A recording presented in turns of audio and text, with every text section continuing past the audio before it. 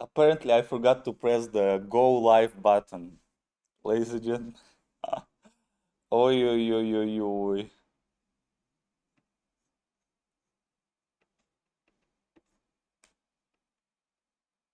I forgot to press the push button. Damn it. Ladies and gentlemen, hello. Hello, everyone. Who do we have in the chat? Fierce Perdipur. Dude, the Starsky, no way. Yeah, Mr. Starsky is gonna be on this stream in 25 minutes. 000 Trash Panda, interesting.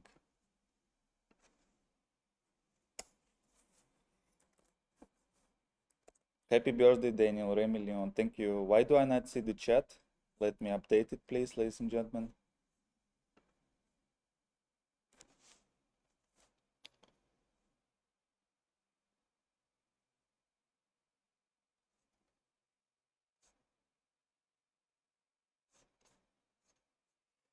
Neil McGrath S9F. Why do you want to speak to Caroline Robertson? He will show you up with facts. Yeah, I'm excited to see the facts. And I think people in the audience of Caroline Robertson are also excited to see the facts because it was a long time since they saw a fact. You know, it was a long time. There was not a single fact for a very long time on his channel. Dark Fox, hello, hello, Mr. Dark Fox, love you. Rudy, the nice guy, 1 million YT subscriber, need you to get your act together. Yes, I got my act together. You see, I'm wearing a shirt today.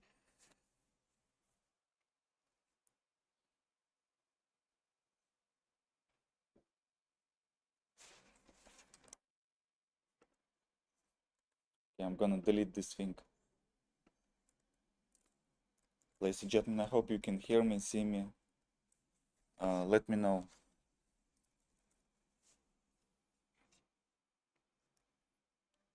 Rudy the nice guy, happy birthday. An interesting guest lineup. Yes, indeed. So we're gonna have Mr. Jmil in about 100 minutes, and we're gonna have Mr. Starsky in 23 minutes.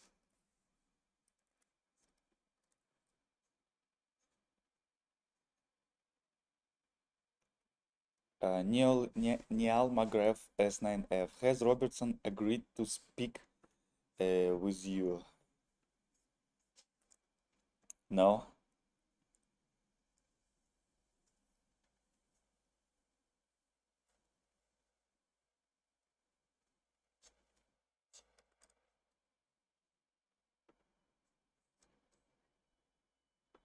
I don't know, maybe I should try some different strategy because, you know, as far as I know, he is gay and I'm still a little twinkish. So, but I'm passing already my twink death. I'm getting close to it, so I still have a chance to I don't know, maybe invite him on a date, but then I'm gonna ask him like, why do you publish such deceiving videos about Russia? Such misleading, I should say. Nail McGrath S9F. Do you think he is afraid? Mm, I don't think so. You know what? He has balls, definitely, because he lives in Ukraine. The bombs are falling there, right? You gotta have balls. The caveman cam. You look just a little gay. No, that's true. But I'm getting to look more like a gorilla each day. Each day I'm more of a gorilla. Uh, but I've been a twink. You know, if you know this channel for a long time, I've been a twink.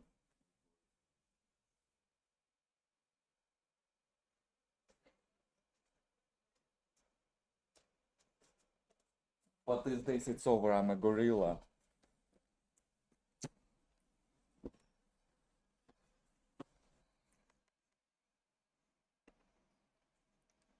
How come Russian authorities let you do what you do? Amir64. You know what, Amir? They are subscribed to my channel. They leave likes, comments every time. They like my videos. Very interesting. My videos are very interesting. Neil McGrath S9F. Thanks for not bashing him. We love him here in Ireland. Yeah, ladies and gentlemen, I don't understand what kind of thing is going on. You see, he is from Ireland and he makes videos about Russia, like Russia this, like Russia that. Although I understand Russia bombs the country where he lives, right? But come on, make video about your country, Ireland. I think there are a lot of things to talk about. I don't make videos about your Ireland or about Botswana, Nigeria, whatever else. Doesn't make sense to me. And he was blaming Mr. NFKRZ for trying to get the YouTube money, right? Just to get the clicks, engagements, etc. But he himself does it.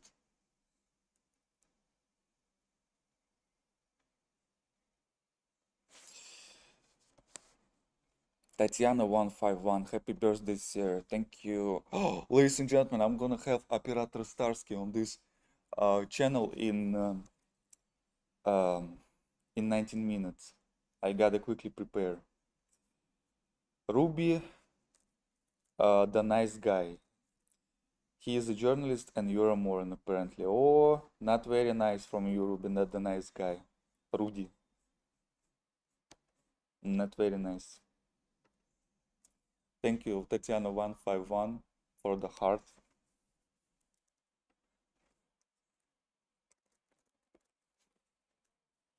Alright, ladies and gentlemen, I'm gonna prepare for the video with Operator Starsky. I need to sign into Discord.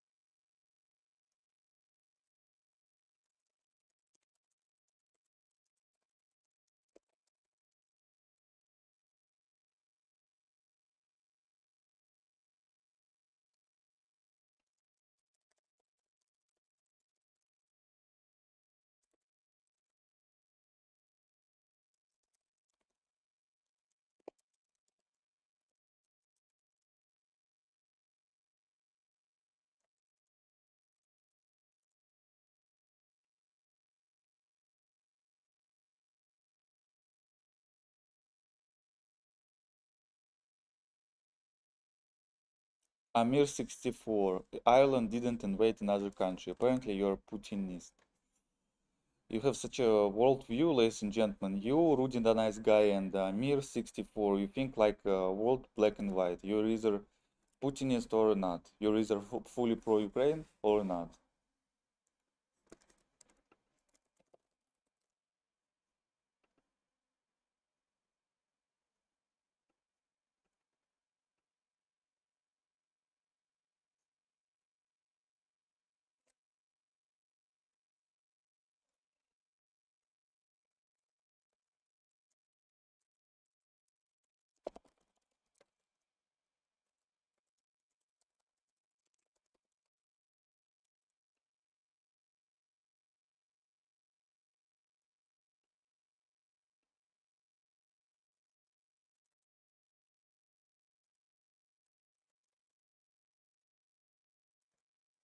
I forgot my Discord password, ladies and gentlemen.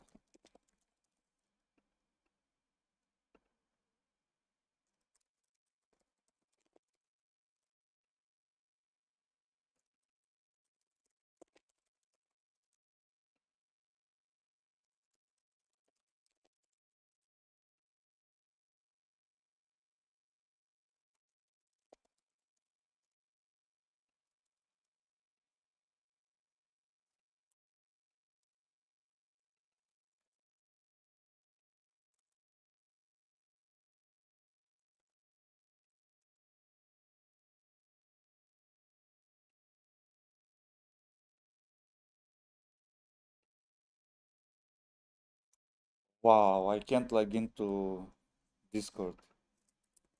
I don't know what's going on. Oh, ladies and gentlemen. The mix on two. Hi, Daniel. Manitoba Bank. Where is Жмиль? Жмиль is gonna come like in 65 minutes. Rudy the nice guy. You are either stating that Russia is blameless or you're conducting a farce. Эх.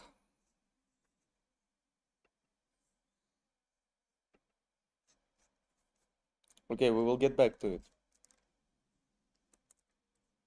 We'll get back to it. Once I log into Discord, ladies and gentlemen, I'm gonna be back.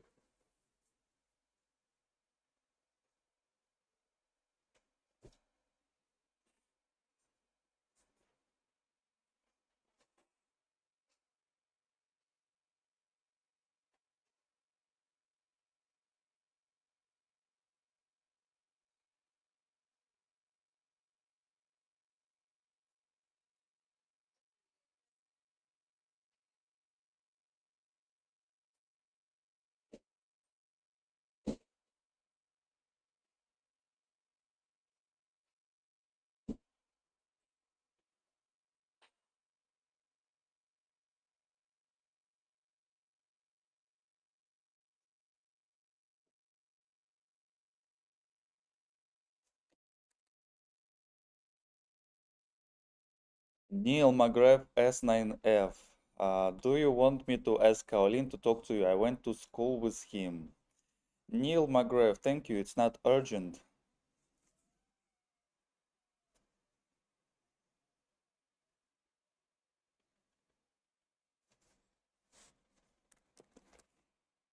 Happy birthday, Daniel. Happy. Oh, sorry. Thank you.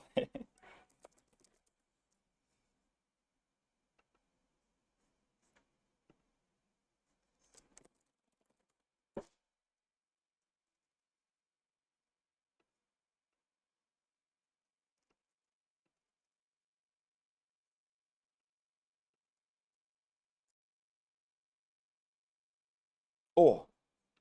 No, no, no. I thought I logged in, but that's weird.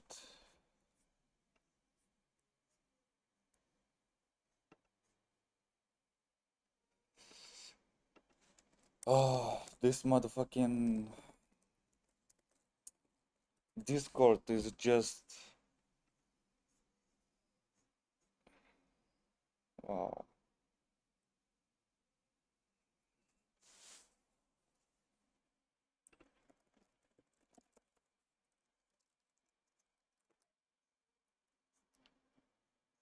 Neil McGrath S9F.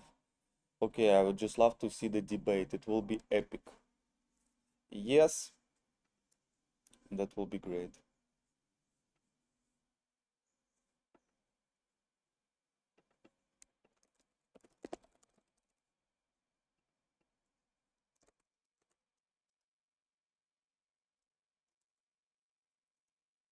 Starsky Superfan signing in. Michael's TV7AD. Hello, Mr. Superfan. Who's fan 14 like hello. Turkish trans lady, as far as I remember.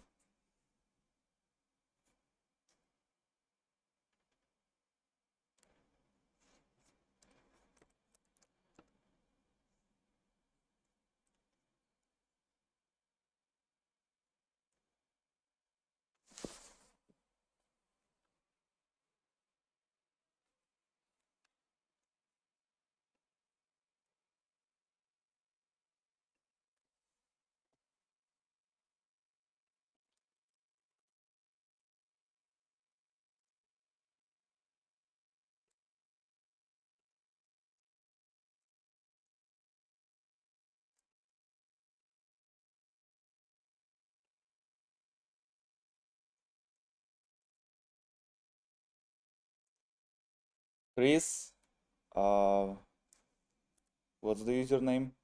Christos Conton, 52. Happy birthday. Thank you, Mr. Christos Conton.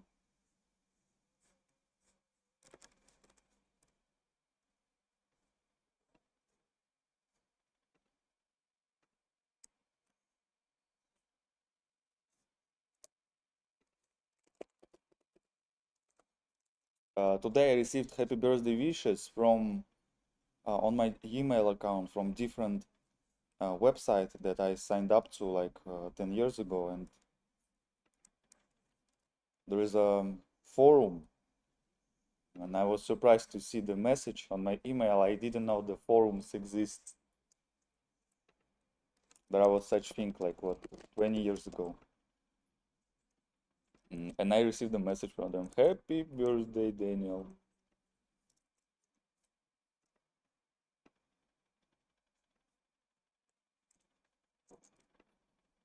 Okay, so we're gonna have a call on Google Meet with operator Starsky.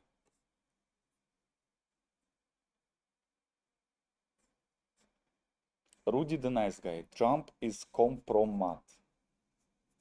Compromat. Is it his other KGB name?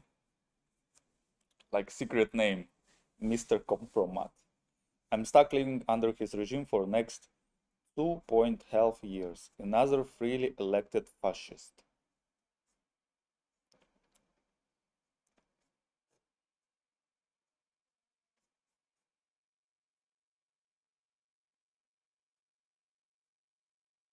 Neil McGrath, S9F. How old are you, by the way? Right now I'm turning to, I mean, I already turned 26. Michael Michaels, TV7AD. Happy birthday. Thank you, Michael Michaels. So in about 8 minutes, we're gonna start, I don't know what I should call it, podcast, interview, stream with Mr. Starsky. I'm gonna send him the invitation in about 5 minutes to Google Meet. I don't know, Mr. Starsky, if you're here. If you're here,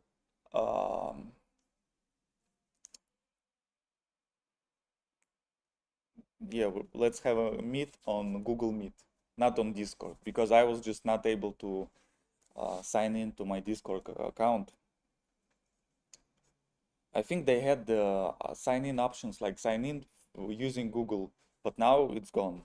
So how am I supposed to sign in? I have no idea. Taiwo 4087. I think Trump just loves Putin and don't like Zelensky, and no deeper understanding needed.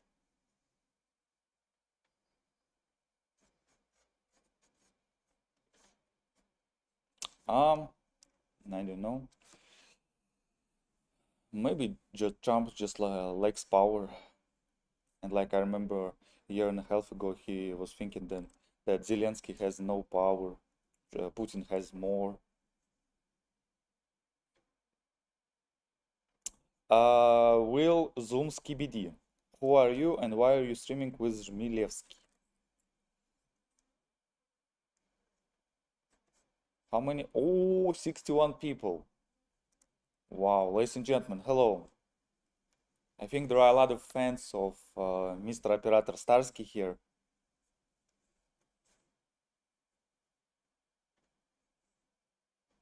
Mr. Will Zoomski BD. So I'm just a guy, and Żmilewski is gonna give me a birthday present. He's gonna stream with me. That will be my answer.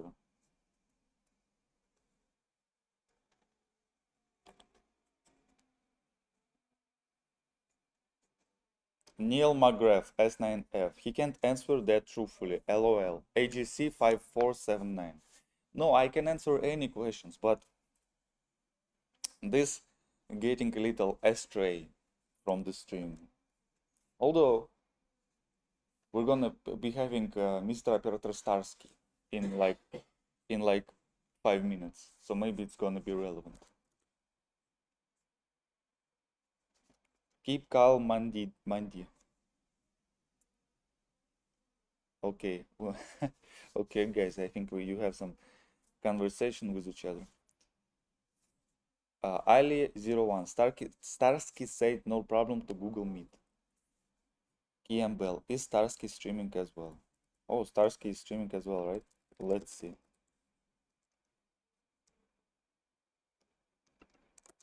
Ah, no, he's not streaming right now.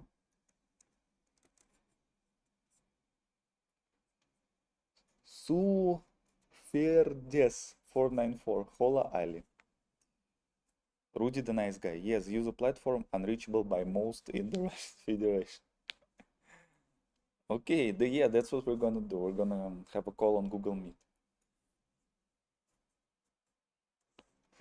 Vitaly channel. What do you want to talk about with Жмиль?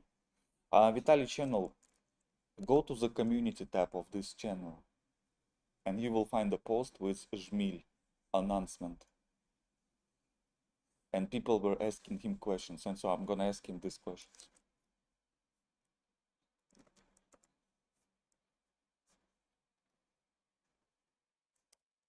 Ignilk. Daniel, you are jacked. No, in this shirt I feel like I'm sick. You know, I have like cancer or something because I look so thin.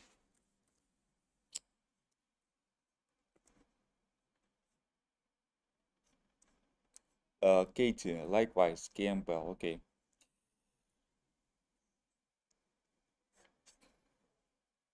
Audio is very low, right?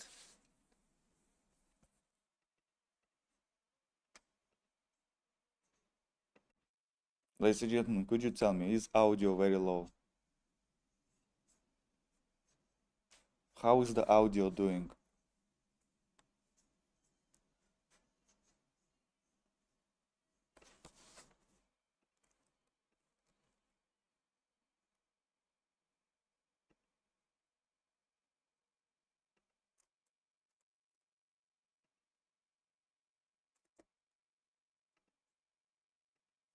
Boom!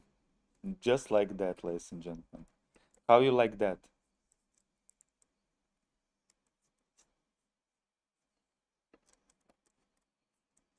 Although I can see your messages now.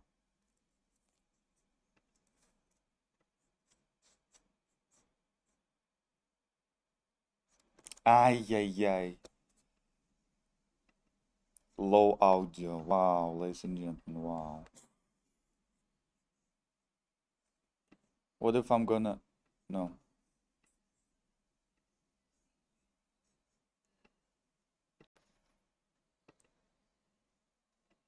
Okay, I need to apply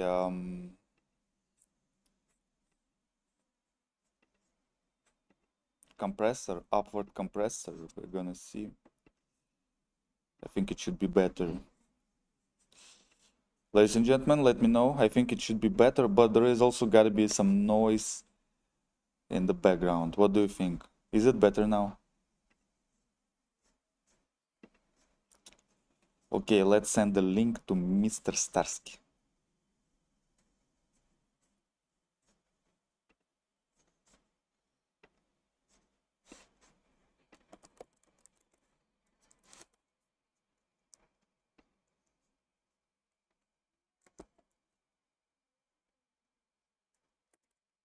Mr. Starsky, I just sent you the link on your email.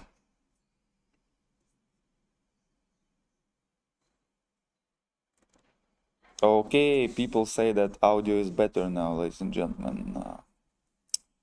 Yeah, just in one click I fixed this.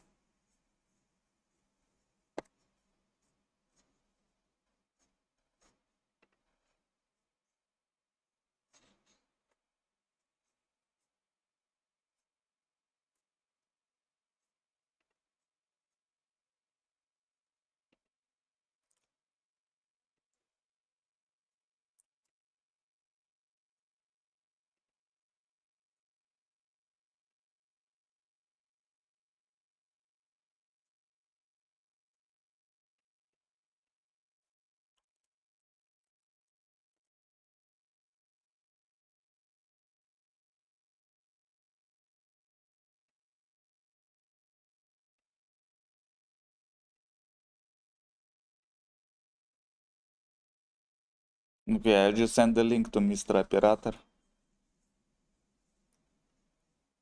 We're gonna see.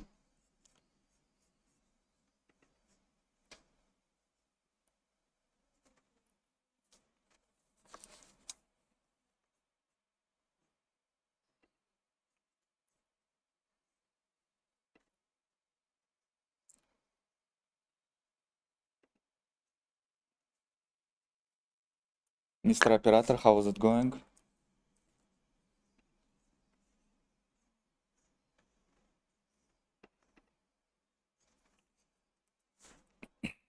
I couldn't, I don't know, Mr. Operator, if you're here, so I couldn't sign into Discord account. Yeah, so I sent you the link to Meet Google. People say that Google Meet is fine. I mean, people say that Operator Starsky said that Google Meet is fine. I don't know, maybe they lied. I just realized now.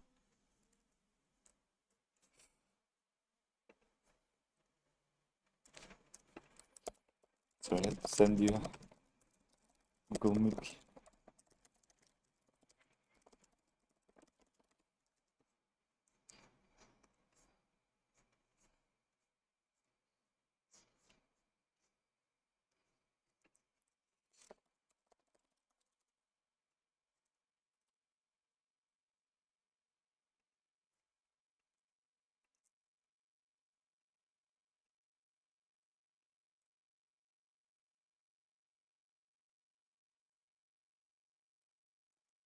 Ah, okay. People are saying he's joining in 1 minute, don't worry. And now I don't know, ladies and gentlemen. I realized, why do I believe you guys in the chat? You might be just making this up.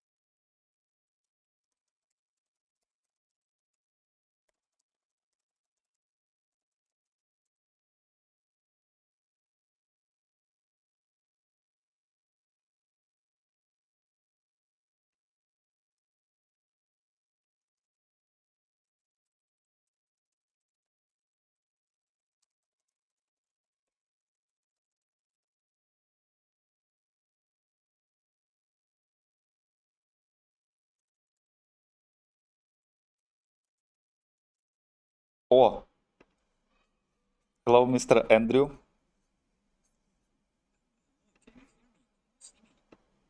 Hello, hello, can you hear me? Yes, yes, I can. Oh, okay. Let me display you on the screen right now. One moment.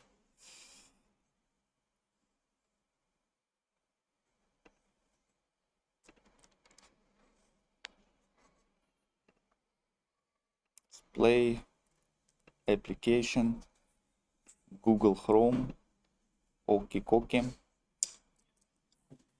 All right, ladies and gentlemen.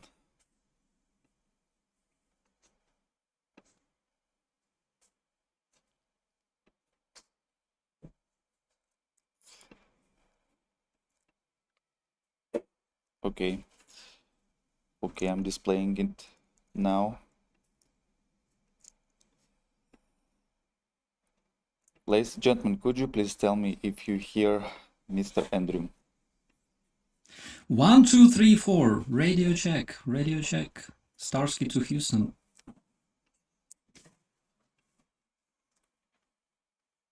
1, 2, 3. Could you please try again? 1, 2, 3, 4, 5. I also know 6 and 7, and you will not believe it. even 9. Something goes after that. Um, are we live? Are we live? Yes, we are actually live. I'm gonna check one moment if people can hear. Yes, sounds good. All right, Mr. Starsky, nice to meet you. Yeah, Happy a lot of people. birthday to you. Happy birthday Thank you. to you. Happy birthday, dear Oh, Daniel. Happy birthday to you. So, how old are you now? just turned 26. Oh my God, Oh, that's Mr. Starsky, like you're gonna make my face red right now. Okay, let's rather that's why begin. we're here. Let's rather begin to the questions from people. So a lot of people requested you on my channel on this live stream, all right? And they send you a lot of questions. I'm very pleased, and generally I believe people asked me to have a stream with you in like 2022. Like Oh, I I was refused yeah, for I was for spamming. for yeah. Okay, I'm gonna open the folder that says questions to operator. Okay, so I'm going. Can I ask you can I ask you one question first? Why 1420? I mean, like maybe I'm stupid, but does it refer to some kind of like date or something, or is just a number you like? Yeah, and people say, "Oh, why 1420? It's actually 88, right?" That's what Oh people my also God. say. 1488, they mean. That's that's too mainstream, I would say. 14 words, 88 letters. But no, it's actually the school in Moscow. Yeah, number of the Ah, school, 1420. Yeah, in you Russia, know, now I get it because like I have do you have like a number that follows you everywhere, like some random number, sorry, random number. Could you come up like a again? number that follows you everywhere. For example, I always every single day, and I swear, I take my phone and I look at it exactly when it's 14:08. And 1408 follows me everywhere. And then I watched the Stephen King's movie called 1408. And it's like, I don't know, like some kind of magic number that just like keeps being everywhere. You know what? It's an interesting topic. Yeah, I don't have a specific number, but I'm very big fan of numbers. So whenever I see a number on a plate on a car, I divide it by three, and I'm interested. Is it dividing by three? I don't know. Maybe some people can call it OCD, but it doesn't cause me any discomfort. I'm interested. Like, oh, is it gonna divide by three? And then also, Hmm. I like to divide the numbers into prime numbers. So yeah, any number can be, except for prime numbers, can be divided into prime numbers, and I do it in my head every time. Oh my God, Yeah. that's interesting. So I'm very big fan of numbers, I should say. Hmm. All right. Like I don't believe in supernatural things or like conspiracies, but that's just something interesting. Like there are some numbers that just keep following us. For example, twice in my life, I lived in the apartment number 16, and 16 followed me for some time. Like, I don't know. I'm 41 now, but I still feel like I'm 16, for example. So That might be strange. actually OCD, right? That's what it's called, obsessive compulsive disorder, right? I'm not a psychiatrist, but if I had it, if I had this thing, I will be very worried about myself. Like, how can I stop it? I don't want to think about some specific number for too long. I just think I about I I every believe number on the earth. Every I I like it. believe that everybody like a bit cuckoo, like what they say. There's plenty of nutters wherever you go, anyways. All right, let's proceed to the first question from people. Do you believe that you this is like relevant to you? Do you believe that Ukraine could hold the line against Russia if full mobilization by Russia is undertaken? Yes, I believe so, and the reason I believe so is because full mobilization in Russia will, of course, increase the amount of manpower. But how exactly do you bring the manpower to the front line? You need either a lot of vehicles that Putin currently doesn't have, or you need plenty of donkeys to actually let it happen. So I think that it's actually possible. The only difference that we will see is that the heat waves will become more prolonged, let's call it this way. And also another reason is because Putin currently needs many more air defense groups, like mobile firing groups, to protect his oil refineries and stuff from Ukrainian drones and missiles. So again, not everybody will be sent into the meat grinder in Ukraine. A bunch of them will be protecting strategic objects. There was a law adopted that allows Russia to actually mobilize reservists. It was adopted like last year, I think, to mobilize reservists to use them to protect strategic objects on the Russian territory. So basically, that's the answer. Of course, Ukraine will hold the line. If you send 1 million men marching to Ukraine to the front line, that will be the happiest day for Ukrainian artillerymen, I think. Okay, thank you.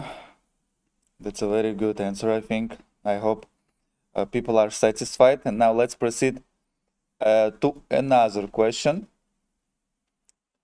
Okay, let me display it. Do you believe the Ukraine government's statistics about the war?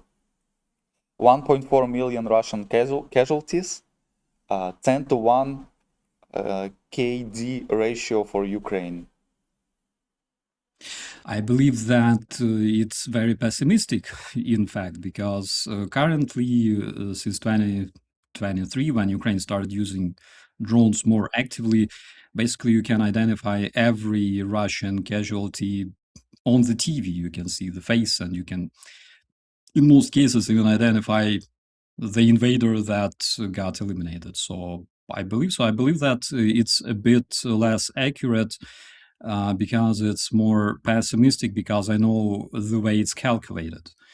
I remember 2022, when the Russian losses were calculated, we basically take a BTR or BMP, calculate the number of personnel that can fit inside, and divide it by 2, because we don't know exactly the number. So we divide it by 2 according to the rules of statistics.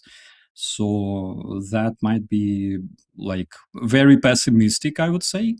But on the other hand, currently, like over the past 3 years, I would say that it's very much accurate, because you can see the face of the Russian invader before he loses his life in Ukraine, basically in full HD. Interesting. I think Russia hasn't published the information about amount of killed people recently, right? The last one that I remember is like from September or October 2022, when it was like 5 or 6,000 killed people, and then I don't remember anything. But I don't keep up. Yeah. Remember, Shoigu said that 97% of Russians who go to the war in Ukraine return home, which they kind of do. But there's a tiny like nuance to that. But yeah, in 2022, they classified their losses in order to avoid panic. But then on the other hand, when you look at memorials, for example, in different cities, you see that like this tiny city in Russia lost like 100 men in the Afghan war and like 1,500 men in Ukrainian war. Then I think that it tells a lot. Okay, thank you. Now let's proceed to another one. We have a lot of questions to Mr. Operator. How would you get more soldiers in the front line, as it seems that Ukraine is lacking manpower? Ukraine is lacking manpower since 2022, like nothing happened. That's one thing. And another thing is, like, remember everybody, all pro-Russian talking heads in the Western media, in the Russian media, Solovyov, reminding that Ukraine is running out of people every single day. Like when you listen to them, you have this opinion that Ukrainian streets are completely empty, like in Pripyat, like there's only Polish mercenaries, and basically that's it. But it's not the case, and you can see that Russia is still struggling 60 kilometers west of Donetsk, and they do that for the past year, even more, without any gains. It's not because Ukraine is running out of men, it's because Ukraine is being more efficient with eliminating invaders. And another reason for that is Ukraine's technological innovations, because one of the recent videos that I saw that was extremely, extremely interesting to me, and I want to review it, by the way, on my next stream, is Ukraine using ground platforms, unmanned ground platforms, and UAVs to eliminate the Russian invaders who captured several houses, and basically without even using any live, man force, they just do it very, very effectively. Something that reminds me of like my favorite movies, like Terminator. Like when you literally see robots doing the job for Ukrainian soldiers and basically saving their lives. So with those innovations and with such a high saturation of the front line with the drones currently, of course, Ukraine can keep holding the line. Plus, again, according to like Russian military doctrine and generally to common sense, you generally need more men to capture a territory, and like you will not necessarily capture it, but when you plan an attack, you need at least 3 times more personnel, which was, by the way, big failure, for example, in 2022 when they attacked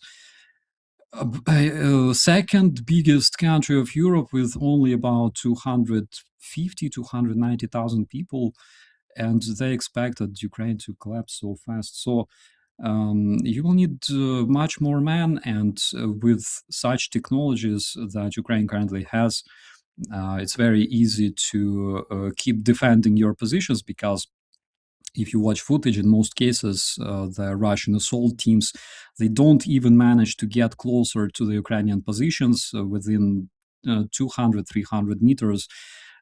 They just turn into a fertilizer.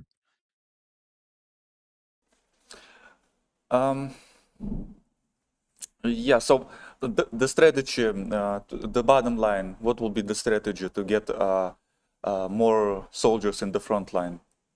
What should be done? I think the Ukrainian legislation about the mobilization should be improved, because even though Ukraine is very effective at, for example, its active defense and its deep strikes and everything else, there are some rough edges in the legislation that needs to be improved. I think more benefits for the Ukrainian citizens must be also offered to make them more positive regarding the military service. Something like that. Like, I don't know, before 2024, when I got demobilized, I actually worked as a press officer in my brigade. So we did a lot of campaigns for recruiting people. So basically, our strategy was to tell young guys that, bro, we are not super special force units. We are just professional infantry, but you can join, you can grow beard, make plenty of tattoos, and basically turn into Chris Kyle, and we can help you do that. And in my brigade, even still, we have a lot of very young guys. We like the average age is approximately 25, 28 years. So Okay.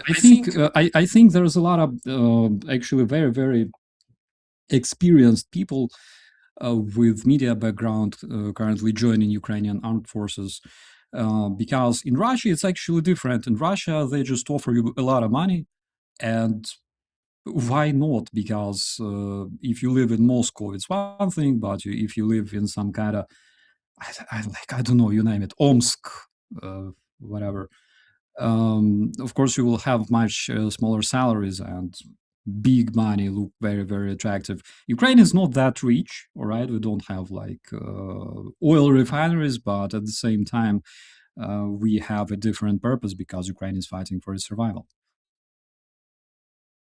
Okay, ladies and gentlemen, I think there is no echo right now, right? Let me know. And let's proceed to another question. Do you think Zelensky is a good leader for the future of Ukraine at the end of the war? Why? Why not? I think Zelensky can be the next leader, right? By the constitution. You probably have this. No, he wasn't re-elected, right? The second time because of the war. Yeah, because during the war, according to Ukrainian constitution, you cannot change your leadership.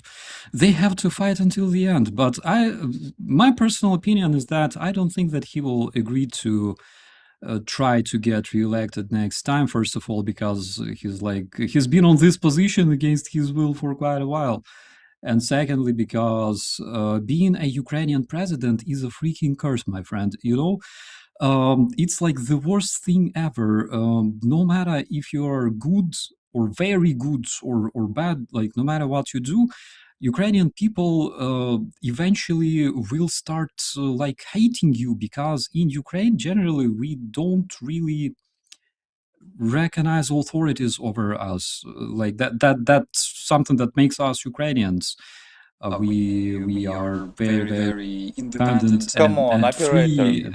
Like, I was just trying to think about some exception. I don't think there is any exception except, I mean, maybe like some Tuvalu, Fiji in Oceania. In every country, people will start hating, revolting if you're gonna miss up for a long time, right? Yes, I agree with that. But look, Ukrainians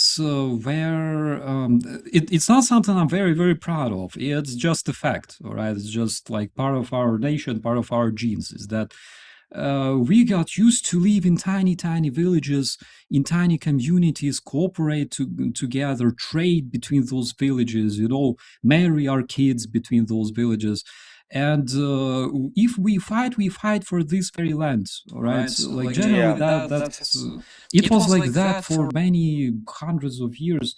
And even though we understand that, yes, we need like leadership is fine, all right, like you should obey. But it's not always like that. Again, in the army, I saw different cases when you know, a soldier argues with an officer, which like it's not very appropriate.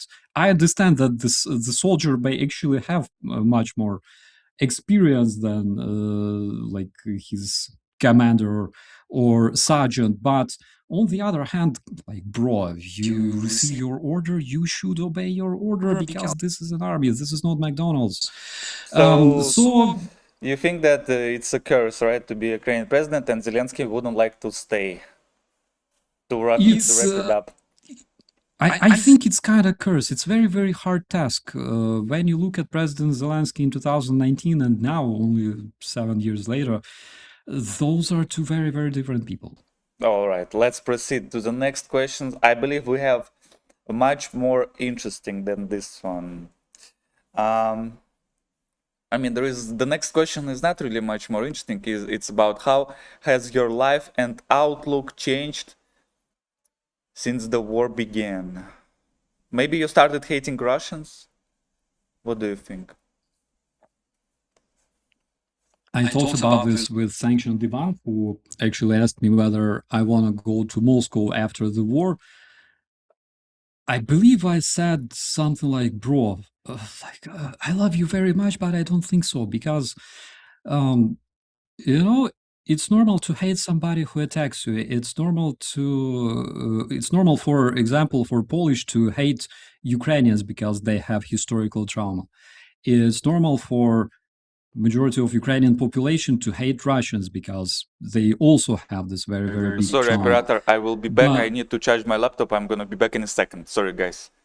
I'm gonna be listening. Okay, No, I I hear you. continue? I hear you. Okay. So it's normal to hate somebody who attacks you, but it's not normal to actually pump your people with hate and send them to a foreign country to kill other people. This is not normal. It's not normal to tell your own citizens that those guys suck, they don't have right to exist, they were never a nation. We should just go and kill them and steal their toilets and carpets, you know. That is unnatural and wrong. So my answer to that, I don't hate Russians. I do understand people who hate Russians, and I hope this answers your question. I hate the people who wish me dead, and there's a lot of Russians who wish me dead. I remember in 2022, I received like tens of thousands of commentaries from like Russians and Chechens saying they will come to Ukraine and cut my head and stuff like that. And ironically, a lot of them turned into a dust in Bucha that very year. And I'm still here. Well, okay, and I don't understand hatred towards Russian or Ukrainians because there are a lot of different Russians. Some Russians stay abroad of Russia; they don't even pay taxes, right? If that's what matters to Ukrainians, they don't pay taxes to Russia. They don't engage in the war, and you still hate them. Like for example, the Russian singer Monetочка, right? You probably heard about the news with her, and she was in the Spider-Man, and her song was in the new movie Spider-Man, and she is a Russian woman that stands against the war. She doesn't live in Russia, but her song was cut out from the Spider-Man. I don't know. I think it's a part of hatred towards Russians, and in this hatred, you affected person that even collected money for Ukrainians that stay outside of Ukraine. That were in the trouble. I don't know. That's Maybe why. it's simpler. Maybe it just wasn't a really good song. I don't know. Okay, that makes sense then. All right, let's proceed to another question. Oh, again about the war. I don't think we're. Yeah, let me say the question. Would it be significant benefit if the likes of the UK, if the likes of the UK and France deployed 5,000 troops to assist Ukraine in air defense away from the front lines? Would such deployment be of more value than its equivalent in financial support? 100%. Ukraine asked to close the sky for more than 4 years, since 2022. And that would be very effective because we already have like a program that was discussed in Europe regarding closing the sky over Ukraine because it's something very, very necessary currently. There's many civilians being killed deliberately. This morning, I didn't sleep well tonight because I was monitoring the news. There's still my friends, a lot of them, and relatives, and we had some very, very nasty strike tonight. There are dozens of Russian ballistic missiles that hit plenty of buildings in Kyiv specifically. And as of 4 a.m., I gotta check as of now, but as of 4 a.m., there are 4 people killed. It was absolutely insane. And in some cases, the houses are being hit twice because they hit the house, and after the rescue team arrives, they double tap. They hit the house another time, so the rescue team is killed as well. So we need to fight this, and the best way to do that is of course, for European partners to help Ukraine close the sky. We keep asking them about this for different reasons. Of course, they refuse. Apparently, it's because of absence of political willpower. Because if they had it, they would do that. But maybe they're too scared to shoot down Putin's Shaheds and cruise missiles using the NATO aviation. Maybe they think that this somehow escalates. I don't know. We'll see.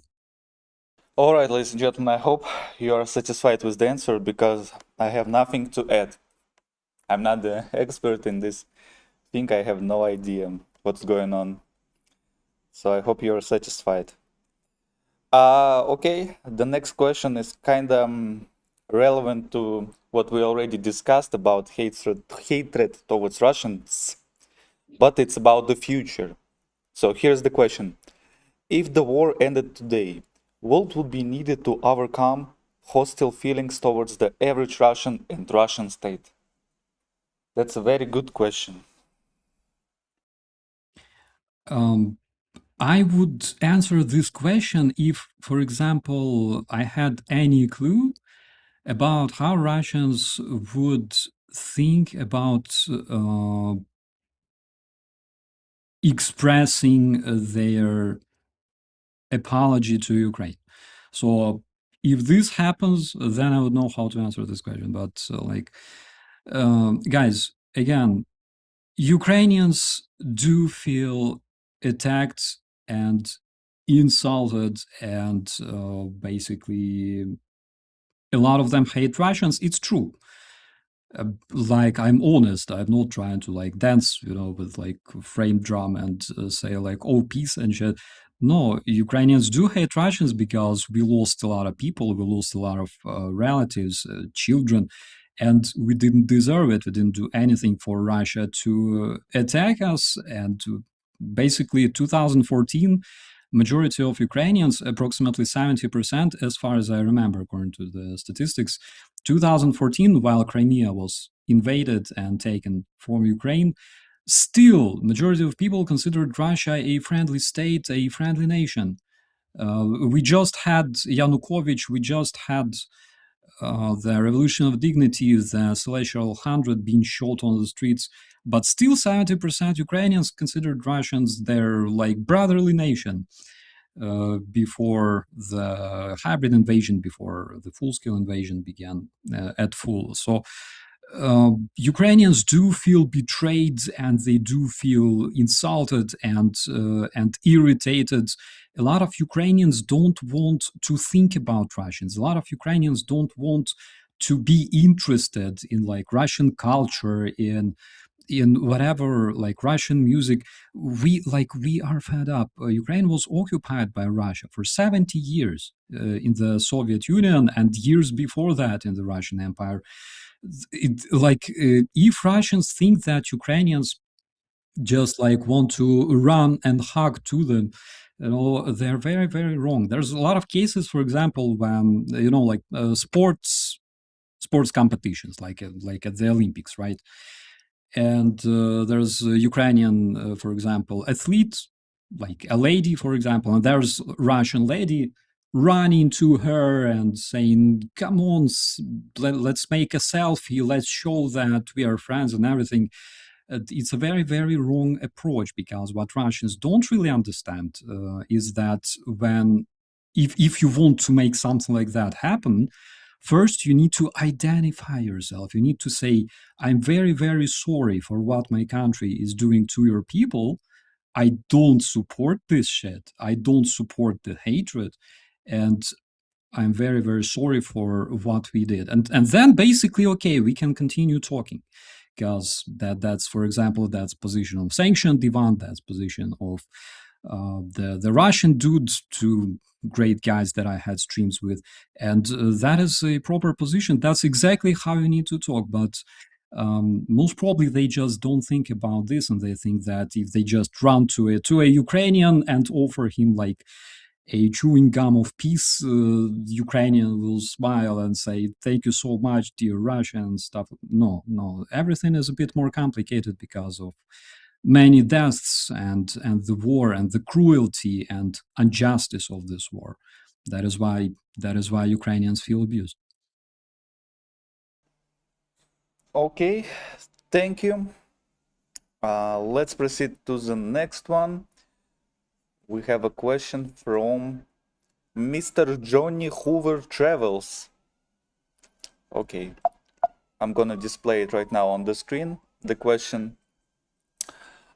down at the personal level, rather than governments, what couple of things would you like to see from ordinary people that are appalled by the Russian invasion, that could really make a difference to your colleagues on the front line? Any small practical things? small practical things. Support the freedom fighters. If you don't want to support Ukrainian army directly, you can support Russian freedom fighters. There's Russian Freedom Corps, there's Legion Freedom for Russia, there's Siberian Battalion fighting in Ukraine against the Russian invaders. Support them. They all need your help and your support.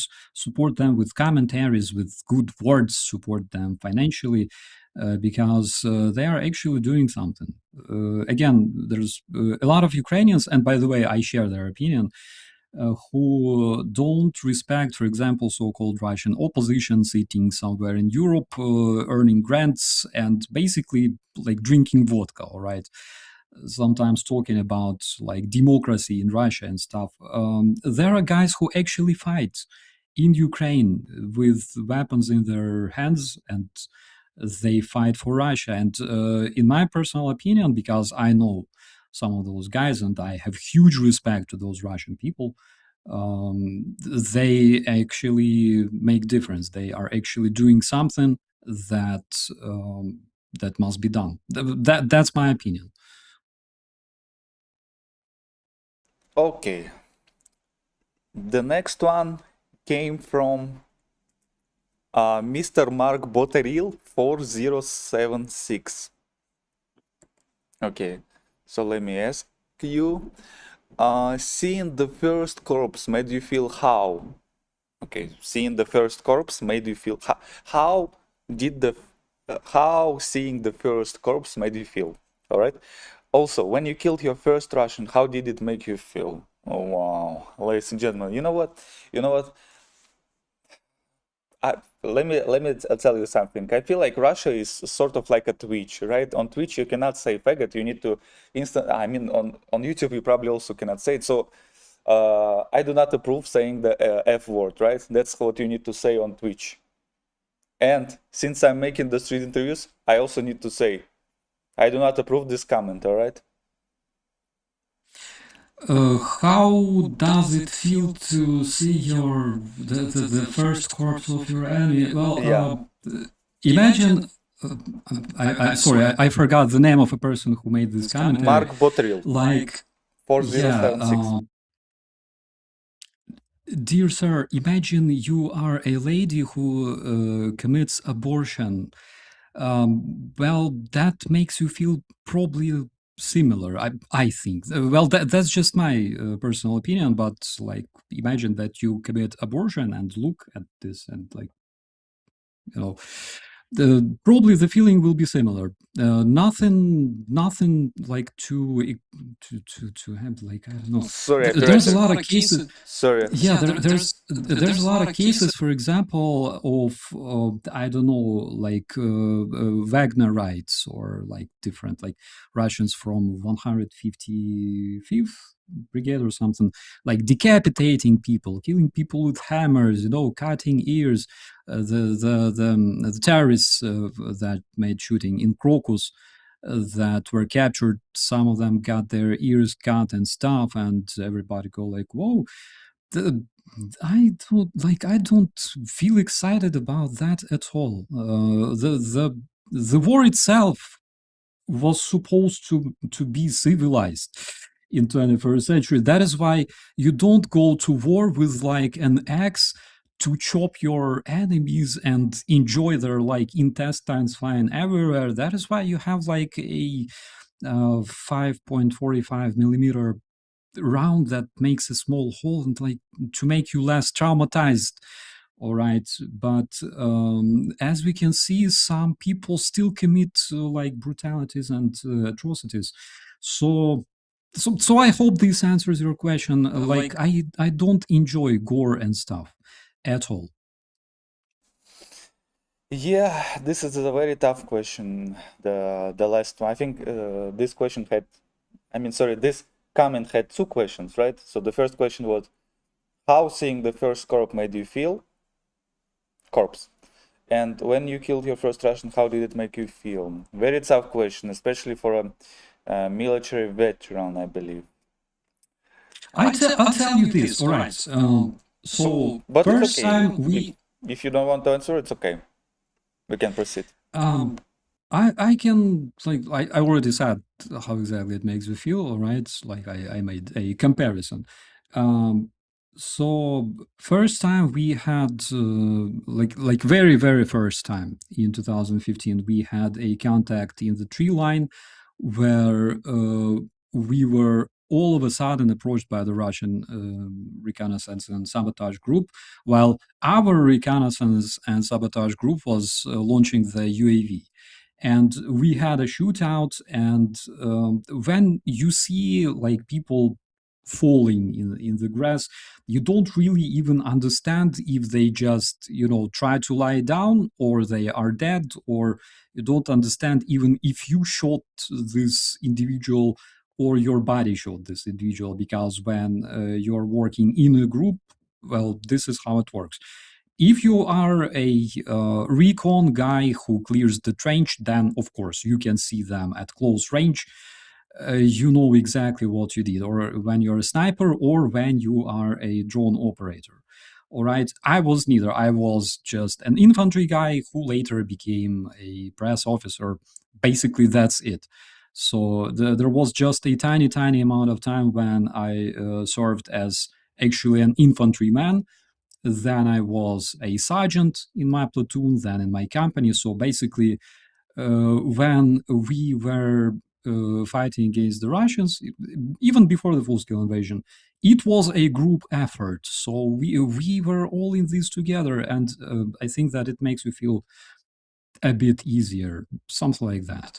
But again, like I don't feel excitement from gore and bloodshed, because like what normal person will, right? Okay.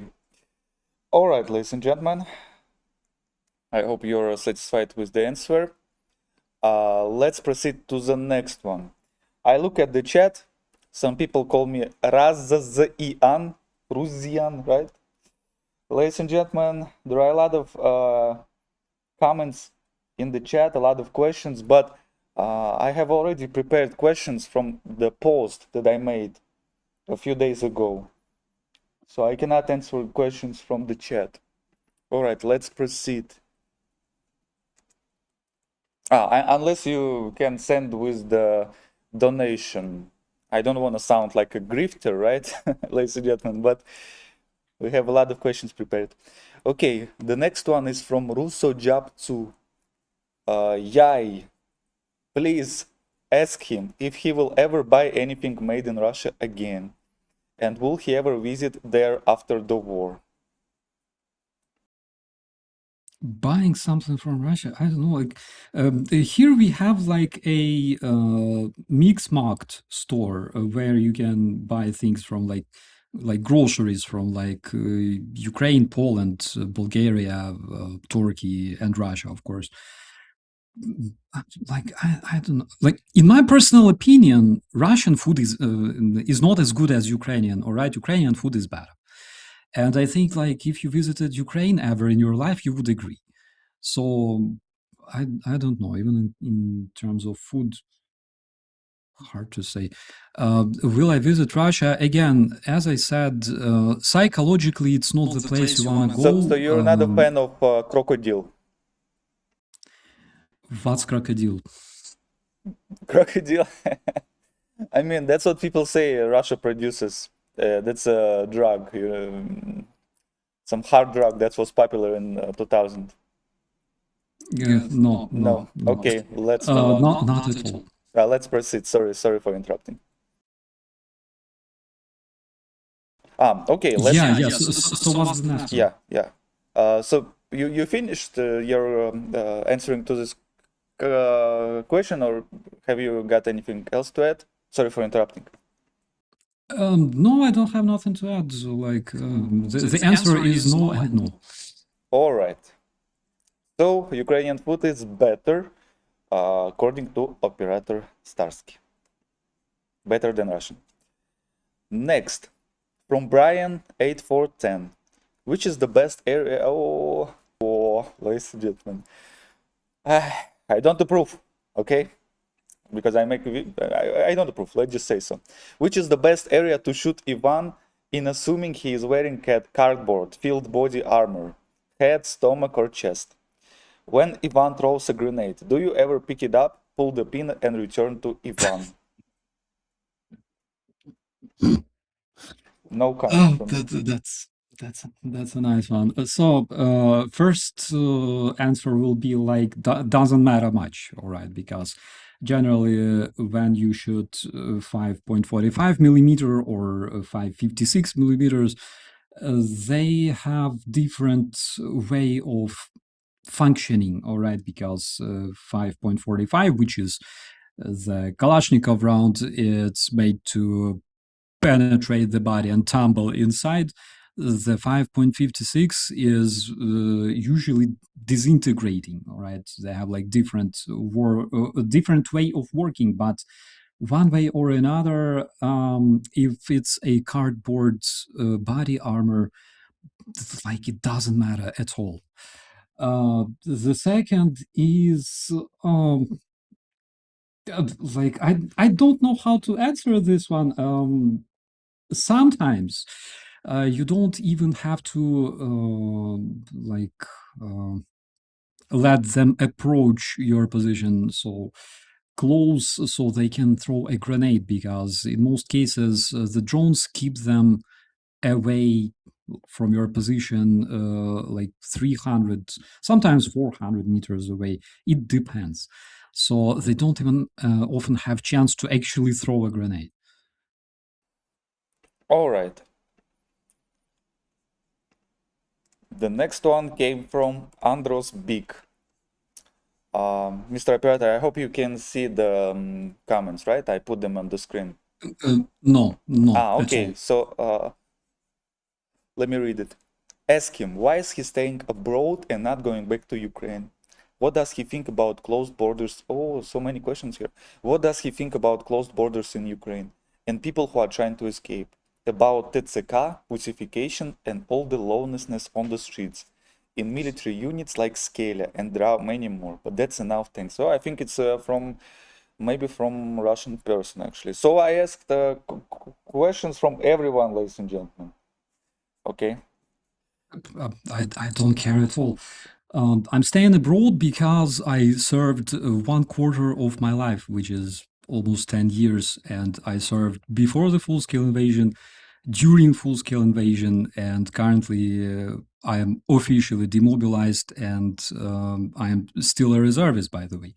So in case my country says that, guys, all right, bro, we need you there, you gotta go, I will go. All right, but I served 10 years, and currently I work with our local friends on behalf of UA Veterans Germany. So that's the reason why I'm staying here. Also, I'm staying with my lady, who I couldn't see for 7 years because I served in the military. That was literally one of the reasons. And yeah.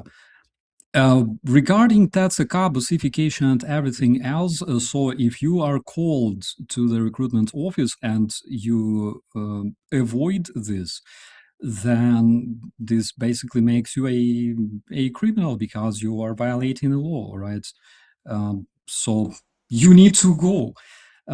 Some of the cases are, of course, I don't approve, and if such cases happen, for example, they grab a random guy with like 3 kids, like in my case, then that's of course illegal. Those cases are being investigated, but in most cases, you have a phone, all right, with an app. They scan your app if you have oh my god, how to say отсрочка. Oh my god, help me with this one. Отсрочка. Ladies and gentlemen, maybe you can help me because okay, отсрочка. Like a delay from work, from military service, no? Yeah. So, like, Time. if your military service is being delayed, then yeah, then you can Officially go. delayed. If Officially. Yeah. officially, yeah. Yeah, that's important. If not, and it turns out that you are ignoring all the messages to visit the recruitment center, Well, I'm sorry, but you fucked up. So Okay, I hope it answered your 3 questions, Mr. Andros Big. Let's move on. We have 4 more questions, right? I think hopefully we can answer them. I mean, you can answer them in 10 minutes. Uh, I don't know, but let's try. What do you think of foreigners joining to help Ukraine fight the invasion? they are legendary. They are great guys, legendary, nothing but respect. Oh, okay, quite concise. So let's move on. It came from Mr. Tuxumino. The question I have is, can Ukraine outlast Russia? Right now, it appears that Ukraine has become a military powerhouse and is going to become a major seller of military hardware. Yeah, Ukraine can definitely outlast Russia, and what we can see now is that the forces are changing. Ukraine is becoming more capable of reaching deeper into the Russian territory. Russian capabilities deplete because they run out of tanks, shells that they need to buy in the North Korea and stuff like that. But it doesn't mean that Russia collapses tomorrow. Because Russia is still a very big economic power. They still have oil, but the tendencies themselves are very, very clear. All right, Russia is not becoming safer, more rich, thriving place the longer this war continues. Ukraine is not becoming weaker the longer this war continues. That is why Russia can definitely collapse. Ukraine can definitely outlast Russia. And that's, of course, something I root for 100% as a Ukrainian person, right? And, but it doesn't necessarily mean that we will see it tomorrow and we will have party in Crimea and stuff like that, like, I don't know, next month. Yeah, we have a very, I should say, heartwarming and maybe funny comment from Mr. Philip Povart 3654 in the chat. Hello, friends and family. Do перемога. I was laughing when I said do перемога. Okay. Let's proceed. It means до перемоги, to victory, к победе. До перемоги. Okay, I was thinking it was like advice. Do перемога. You know, that's what Do you speak Ukrainian a bit? No. Actually, when I was like 11 or 10, I was studying Ukrainian just because I was interested. And then I shared this with my friends and family, and they told me, "What are you doing? You need to study mathematics, Russian, etc." And then I quit. That was the That's history. oh my God, Danya, for your birthday, all right? Can you do one thing for me? Yeah. Can you say паляниця? Паляница. Almost there, but it works. All right. Паляница. Па, ля, Ля, ны, ни, ця. ця. Паляниця. Yeah, Yeah, just here we like that. go. Yeah, it was kind of cool. I taught a bunch of guys, one Australian. I taught my Iranian lady to pronounce it, and she almost speaks it out perfectly. As you can see, I'm a real Ukrainian Nazi who speaks almost 5 languages And you and have hates some of Aryan them. lady. And by the way, yeah. Considering I'm like 1/3 gypsy myself, yeah, I'm dating an Aryan lady. Yeah. Salom Hubi, right? Okay, let's proceed. From Aluminium Rider. Is this war worth it when the only ones who benefit from it are globalist bankers?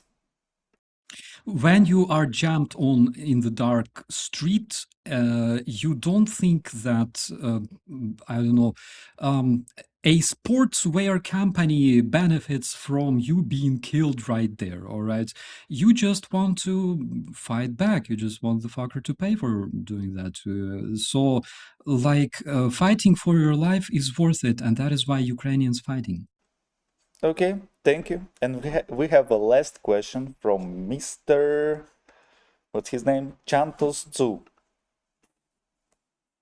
Why do you fight for a government that wants to sell its people to the West anyways? Please give me the price list. How much does it cost? Because if it's like good, I would sell myself too. How much does it cost? Like one hamburger? I would actually work for food, seriously. I would just go like, Mr. Trump, I sell my body for food. I will be very, very happy. Or like organs. I have two kidneys. So, like, technically, I don't need one, right? I have like two nostrils, so basically, I also don't need one. So, yeah, please let me know how much does it cost, and like how beneficial is that, dear whatever user. Another cute comment in the chat from Artem Anisimov. Яфео. Say договорничок. That's what people say. That's like what? Popular meme in Russia, I believe. Договорничок. Okay. Now, this was all the questions from my audience. To you, Oh my Mr. God. Operator. Oh my God. We've covered I everything. have a question to you, my friend. Yeah. So, first of all, big thanks to all the beautiful people there for the questions, to those who support Ukraine, to those who don't support Ukraine, because I always enjoy answering those questions as well, just to show how ridiculous they are. But did you ever have a case, for example, interviewing somebody on the street and receiving such a ridiculous freaking answer, so you wanted to just literally like take your microphone and just like shove it up the person's standpoint? No, I'm just very excited, because I know people are gonna like it. People like the kind of outstanding answers. Yeah, the most, I don't know, ridiculous, crazy answer was like 3 years ago when we were making a video, what Russians think about Poland, and the woman told us that all Polish people need to be, I cannot even say, I think, on live stream, because even that video was taken down by YouTube. None of my videos were taken down for the hate speech. Only one video about Russian people, about Polish people, right? Only one video. And the old lady. But I don't know. Maybe she wasn't really sane. It can happen. It's okay, right? But she didn't look insane. She looked like a regular lady, right? And she was talking to us like a regular lady. But then once we asked questions about Polish, she said that all of them need to be something, some verb, and then including their kids. Sorry for smiling, right? It's just, it was crazy. So yeah, Not this is the surprised. case. Yeah, but yeah, that's kind of cringe. Yeah, that's interesting. Okay, another question. What sort of cake do you have today, if you do, Today I have generally? no cake. I just have latte and I just started streaming. I woke up and I started streaming, so I guess for my whole birthday I'm gonna be here on my Uh-huh. yeah, on my stream. Oh my Yeah, God, it's you not gotta like have cake. I don't have a cake. It's not a birthday when you don't have a cake. You gotta have one. I will send you the cake via email, my friend. Thank you. Thank you. And that's it, ladies and gentlemen. I hope you enjoyed our conversation. Hopefully, we can meet again with Mr. Starsky next time. This was quite It was fun. a pleasure. Yeah, it Yeah, was a pleasure. Thank you so much. it was a pleasure for me too. Thank you, ladies and gentlemen. Okay. Bye-bye, Mr. Starsky. Okay, ladies and gentlemen, please don't leave the video, the live stream too soon, because right now we're gonna have another special. Yes, Mr. Жмиль. Mr. Жмиль, I sent you message on ВКонтакте.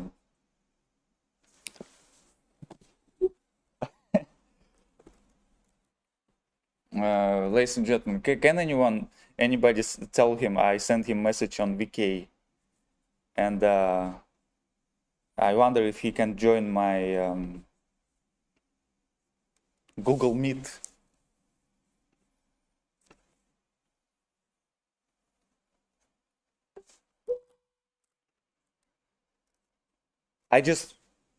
Ladies and gentlemen, I just couldn't sign into Discord.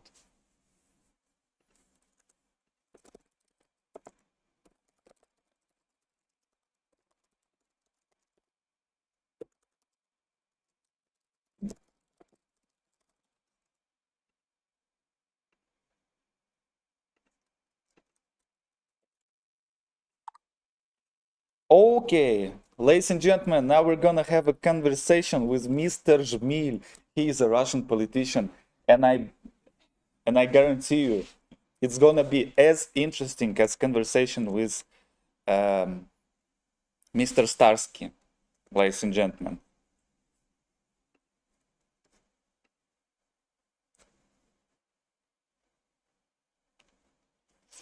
So as the song goes, stay with me. Na na na na na na na na na na. And I believe Mr. Жмиль is gonna speak in Russian, so I will have to translate to you like a synchronous translator. Babel decoder, I received your email, but it's kind of too late. Here we have the questions for Mr. Жмиль.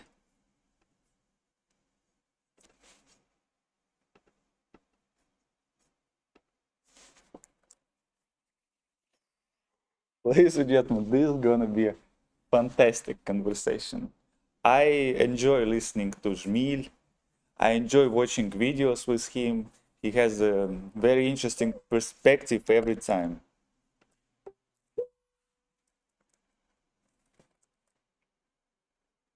О, мистер Жмиль. Hello, добрый день. Вопрос у меня такой. Сможем на английском говорить? Ну, конечно, вряд ли, но я должен спросить.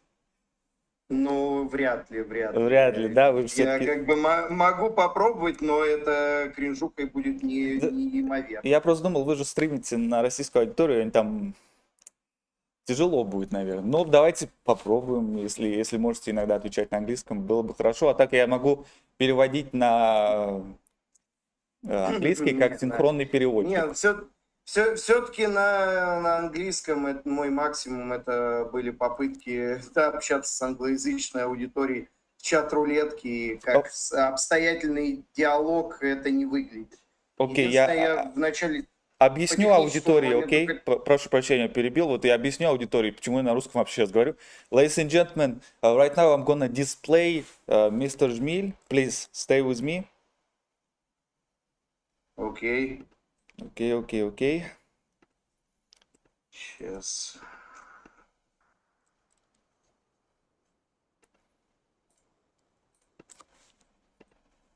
Я единственное технически сейчас не понимаю, как в этом Google Meet сделать так, чтобы меня там нормально видно было.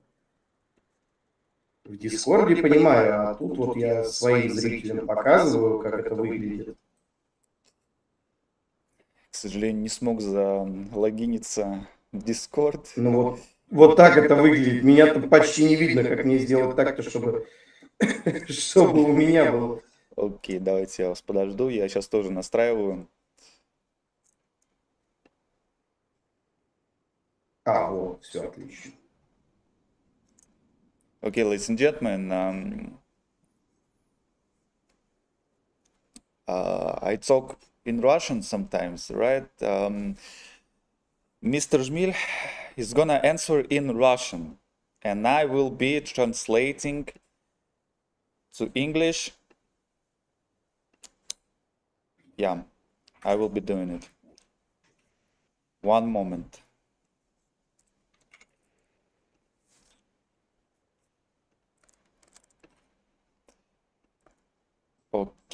Okay, ladies and gentlemen, I think we can start. So, as I introduced already, Mr. Жмиль is a Russian politician and a streamer. And I enjoy listening to him. He has a very interesting perspective every time. And he is also very humorous. That's what I appreciate about him. So, it's my pleasure that Mr. Жмиль right now is on the stream. And let me say it in Russian. Вот я только что сказал, что представил вас, сказал, что это мое удовольствие иметь вот вас на стриме. Спасибо, что пришли. Окей. Так, ну, и иметь... Тут уже на русском слишком двусмысленно. Но про юмор я понял, да, не настолько плохо с пониманием английского.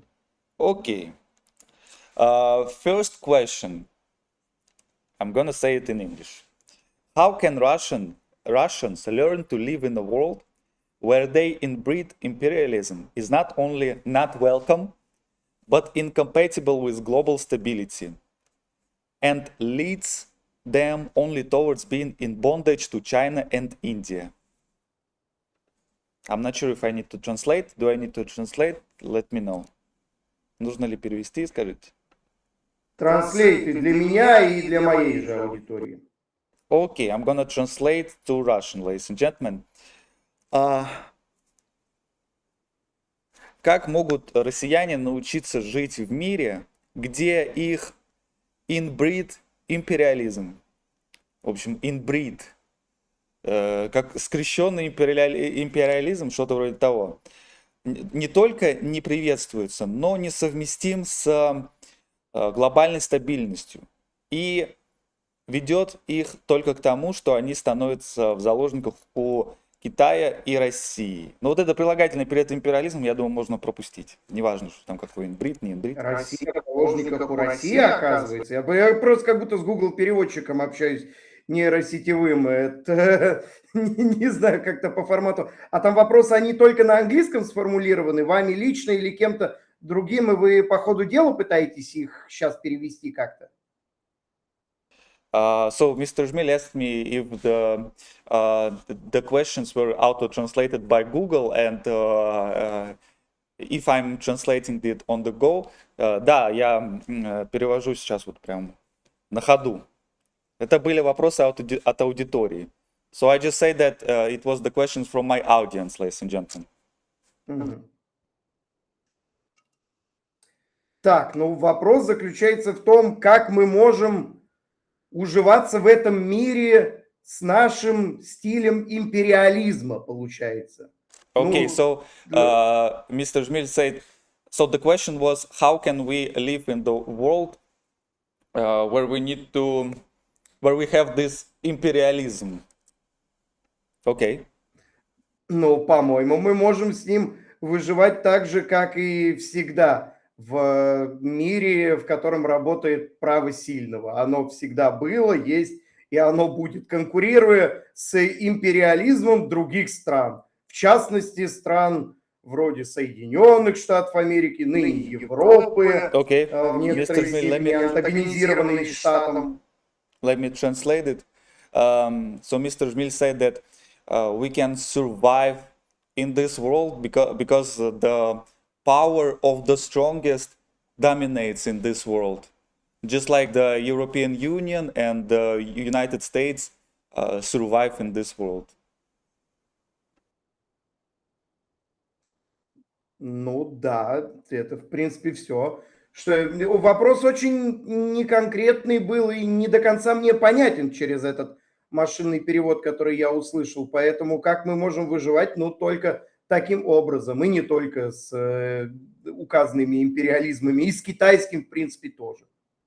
Okay, so Mr. Жмиль said that this was his answer to the question. He said that the question was not detailed, and That's the best that he can did to answer this question. Okay, thank you. Спасибо. Let's move to the next question. Давайте двигаться к следующему вопросу. Let's go. Let's go.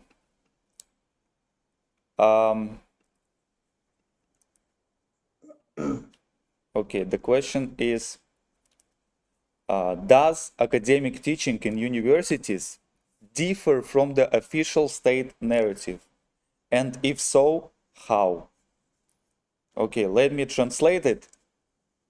Отличается ли академическое преподавание в университетах от того, что вам утверждается в официальных государственных нарративах? И если так, то в чем именно? В самом преподнесении этого нарратива в зависимости от преподавателя, от преподающего, потому что если речь идет об академическом нарративе, то он, конечно, всегда озвучивается каким-то конкретным человеком. А у него могут быть свои взгляды, какие-то принципы, и они, конечно, будут отличаться от того, что говорит, не знаю, Маргарита Симоньян, Владимир Соловьев или Владимир Путин в том числе. All right, so Mr. Жмиль said that the academic teaching difference from one teacher to another, and it's gonna depend on the political views of each teacher.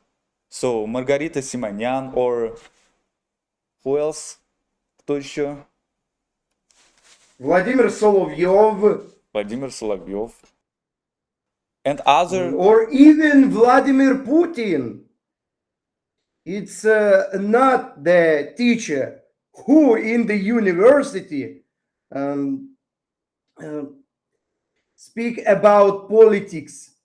If that very important for that lesson for... I'm sorry. Okay. Meme alerts.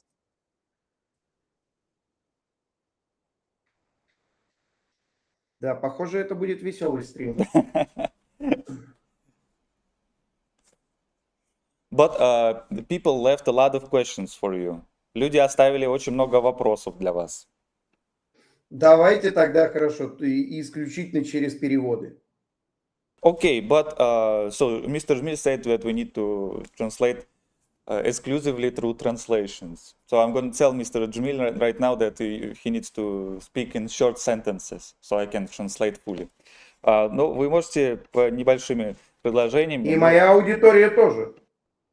Небольшими предложениями, чтобы я смог переводить. Ну, как синхронные переводчики. Вот это сложно, но попытаюсь.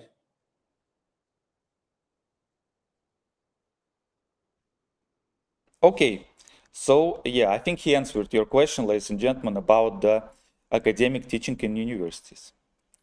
Okay, the same person asked, do academic teachers believe the state's reasons for its actions, and how does it influence the curriculum? Вопрос вот какой. Верят ли академические преподаватели в государственные причины, в причины поведения государства? Ну, видимо, здесь контекст военных действий упоминается. Верят ли академические преподаватели? И как это влияет на curriculum? Как это? Учебный план, скорее всего. Окей. Но оно влияет официально, как минимум, то, что появились на уровне школьном уроки о главном, есть определенные правила, по которым надо следовать, или основы российской государственности в университете. Это, конечно, да, это повлияло, но, как и с прошлым вопросом, зависит от спикера. Okay, it affects because in Russian schools now there is a subject called lessons about important things, and in universities there is a subject called the foundations of Russian statehood. And just like answering to the previous question, Жмиль pointed that it depends on the teacher. Okay. Да, но при этом вопрос изначально был, верят или не верят Если, ну так, в среднем оценить, ну, естественно, человеку свойственно, тем более из академической среды, сомневаться. Сомневаться и особенно в государственных каких-то официальных нарративах. Поэтому всему, конечно, верить или даже конкретным каким-то высказываниям порой нет вообще никаких оснований. Так что это даже не про вопрос веры, а про вопрос конкретных фактов, который преподаватель или учитель может озвучить для своих подопечных. All right. So Mr. Jmil said that the question initially from Mr. Mr. Test 113 was about, do academic teachers believe that believe the state's reasons? And Жмиль pointed that it's common for in the academic environment to doubt, right? In universities you need to doubt, and again it depends on the person if he's gonna believe or not. Okay, so Окей. let's proceed to the next question. Давайте двигаться к следующему вопросу. Oh, this question is quite juicy, quite spicy. Этот вопрос сейчас будет довольно остреньким. Ну, наконец-то. But that's what I appreciate about Жмиль. He has no boundaries. He can have conversation about any topic. Вот я сказал, что ценю вот в вас, то, что у вас нету границ. Вы можете обсуждать любые темы. Okay. The question is the following. Please ask him how many more Russians will die under Putin's regime. Okay, this was the first question. I think I don't need to translate, right? Как много русских погибло или умерло при путинском режиме? Как много умрет еще? Еще умрет впоследствии. Мы считаем всех, кто умрет по любым причинам, от болезней, допустим, старости или на войне, на фронте. That's sorry for laughing, but again, Жмиль has interesting perspective, right? He asked, do we need to consider every death from sickness, from whatever else, from dying on the front lines under Putin's regime? That's what Жмиль pointed out. But I guess here we have war context, военный контекст. Наверное, если военный контекст имеется в виду, сколько еще погибнет, наверное, с обеих сторон при продолжении этой войны, как войны на истощение, погибнет еще очень и очень много людей. И гражданских на фронте, ну или недалеко от линии фронта, от постоянных прилетов, что по Украине со стороны России, что по России со стороны Украины. Okay. И военных в боевых действиях. Но сколько точно, естественно, у меня нет такого живого калькулятора, чтобы посчитать, с какой стороны сколько еще погибнет, тем более для этого будущее надо знать. Okay, so I'll do my best to translate now. So Жмиль said he doesn't have a calculator that's gonna calculate him how many more Russians and Ukrainians died, but he said that from both sides, a lot of people are gonna die because he said that it's a war of exhaustion. Right, people are just keep killing each other, and so it's gonna be a lot of casualties in civilians, in regular cities, and in military personnel. So yeah. Потому что у сторон нету паритетного компромиссного сценария, от которого могло бы зависеть завершение конфликта как можно скорее. Этого не было в прошлые годы. Этого тем более нет сейчас. Okay, because both sides doesn't have a script how they're supposed to end the war. They didn't have it before, and they still don't have it. Okay, Именно and сценария компромиссного нету, компромиссного и паритетного. То есть не просто представление, как закончить эту войну. У каждого оно свое, и оно диаметрально противоположное до сих пор. so Жмиль elaborated that he meant the paritet compromise, right? I'm not sure how to translate it in English. I guess should be the same. It's probably Latin words, right? So paritet compromise. Жмиль pointed out that both countries doesn't have this exact paritet compromise. Yeah, both sides don't have it. And Жмиль, there is one more question from this gentleman. Еще один вопрос от этого джентльмена.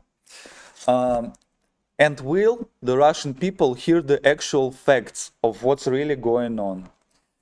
Услышат ли россияне реальные факты того, что происходит? Полагаю, что с разных сторон многие слышат. Некоторым это просто неинтересно. Ну, чьей жизни это до сих пор не так явно касается. Такие люди до сих пор есть, просто их, чем дольше идет война, все меньше и меньше становится. Но мне кажется, что люди наслышаны об аргументах. Просто и эти аргументы, в зависимости от того, кто их озвучивает, от спикера, различаются порой на 180 градусов. И поэтому люди оценивают, какой из них более для них, в их понимании или предвзятости даже, более употребим и реалистичен. Okay, I'll do my best to translate. So, Жмиль said that there are facts on both sides, and people just have a preference whether they want to hear them or not. And as the time goes on and on, I think Жмиль said it, people start caring about less and less. And from both sides, there are people with different arguments. And I think Жмиль said, if I'm not mistaken right now, that it's also comes down to preferences of people, what they want to follow. Okay, let's move on to the next question. Давайте продвигаться к следующему вопросу. Okay, here we go. If and when Putin either steps down or is removed from power, what is option B? Когда и если Путин уйдет с должности или его снимут с должности, какой опция B? Вторая опция. Сильно сомневаюсь, что это все равно случится до окончания войны или, ну, как понимаем, боевых действий. Так что, скорее всего, это случится когда-то очень-очень не скоро, и вряд ли в этот момент все равно война будет продолжаться. Моя мысль в этом. И что будет в такой ситуации, понятия не имею. Вот ни малейшего понятия. Потому что не знаю точно, есть ли у Кремля конкретный сценарий. Что в таком случае будет происходить, кто может быть уже выбран преемником или будет еще таковым выбран чуть позже. Okay. I need to rely on my RAM, ladies and gentlemen, right now. I need to rely heavily. Okay, so Жмиль said that he highly doubts that it's gonna happen soon. Right, and it's gonna happen after the war finishes, but then it's gonna happen after a very long time. It's not gonna happen soon. And he also added that he doubts that Kremlin has any plans for this as of now. Okay. And this gentleman also asked the second question. It seems in his need to make sure he has no competition, he has destroyed any successor or options other than him. What will Russia turn to when this is all said and done? Кажется, что у него нет нужды в соревновании, в конкурентах. Он уничтожил любого предшественника и любые варианты. кроме того, что он сам бы дальше правил. Во что превратится... Предшественника. Он и Ельцина уничтожил, что ли?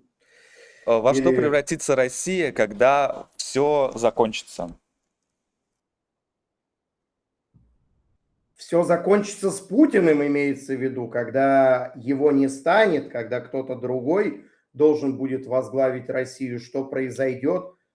Разные есть сценарии, сценарий по преемникам. Албания после смерти Энвера Ходжи, Советский Союз после смерти Иосифа Сталина, или там Северная Корея после смерти Ким Ир Сена еще или Ким Чен Ира. Исламская республика Иран. Okay, let me translate it. Let me translate it. It's already a lot. Америка после смерти Франклина Рузвельта. Есть разные сценарии. К какому я больше склоняюсь? Ну, более похоже на сценарий Советского Союза и смерти Сталина. Okay, so Жмиль is inclined towards the scenario of Soviet Union and Iosif Stalin. All right, the same thing is gonna happen. But also, Жмиль pointed out that there are many variations of what might happen.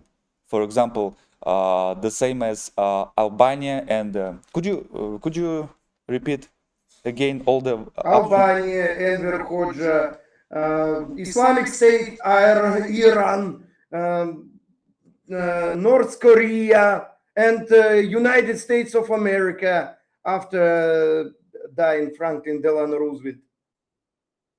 Okay, so many different scenarios are possible, but Жмиль is inclined towards Iosif Stalin and Soviet Union scenario. So we're gonna have some kind of ottipel, I guess, in the future. All right. This was all the questions from this Mr. whatever his name. I'm not able to read it right now. Okay, next question from Caps admin. Ignoring the Ukraine situation, what is one thing you wish the Russian government would handle differently? Перевожу на русский. Игнорируя ситуацию в Украине, какая вот одна вещь, которую вы хотели бы, чтобы российское правительство выполнило по-другому? Okay, so I translate it in Russian right now. Только одну вещь какую-нибудь назвать.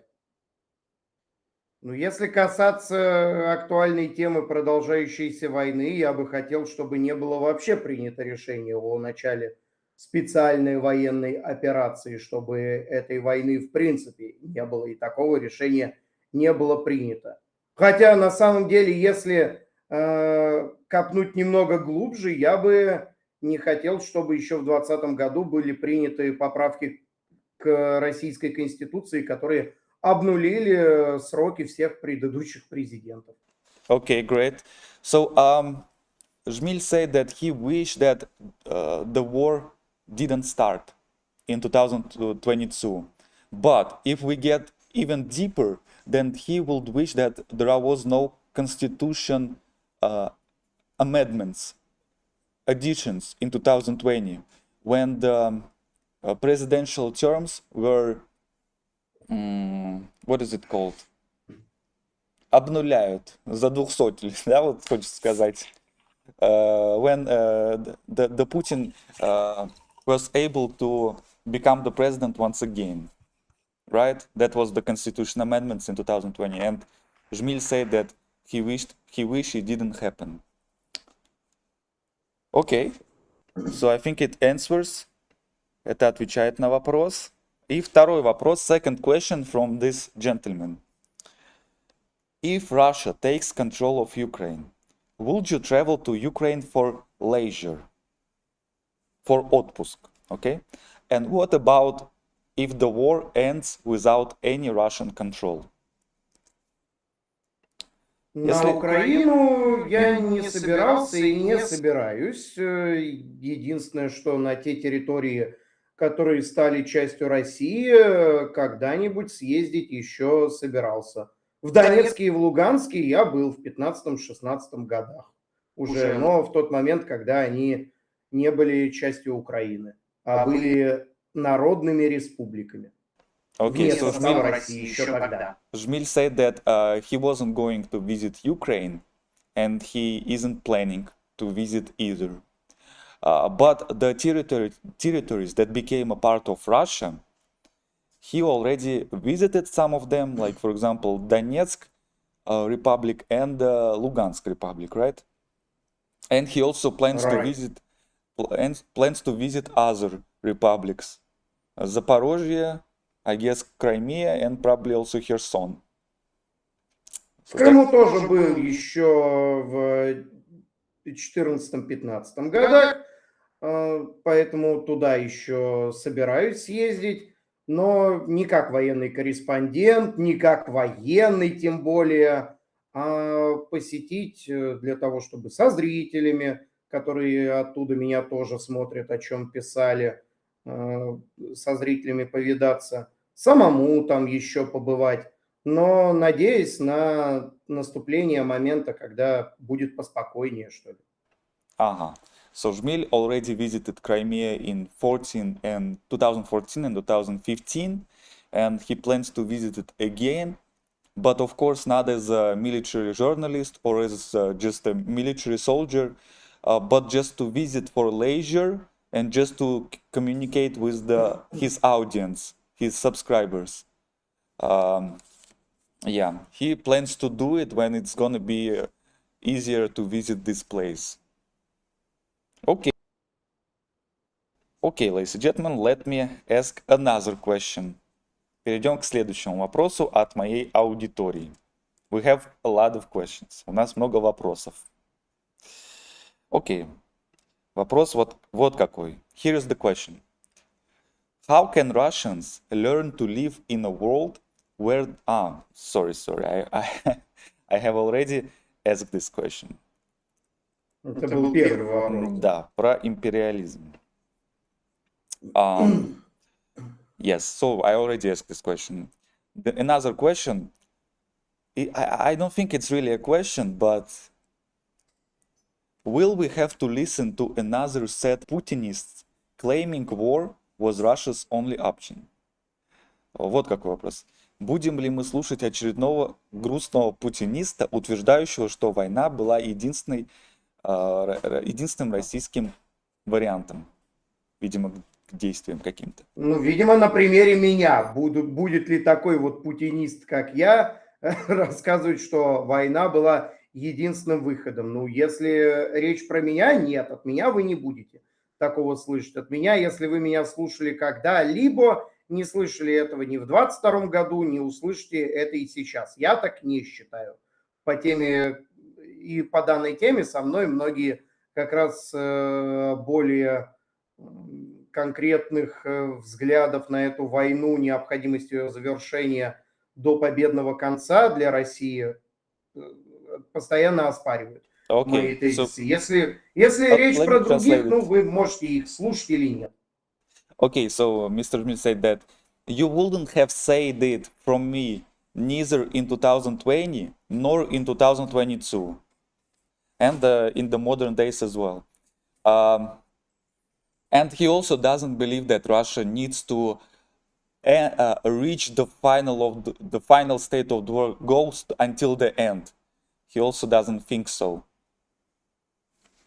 Maybe you have something else to add. Может быть, у вас есть что-то добавить по этому поводу еще, а то я вас перебил.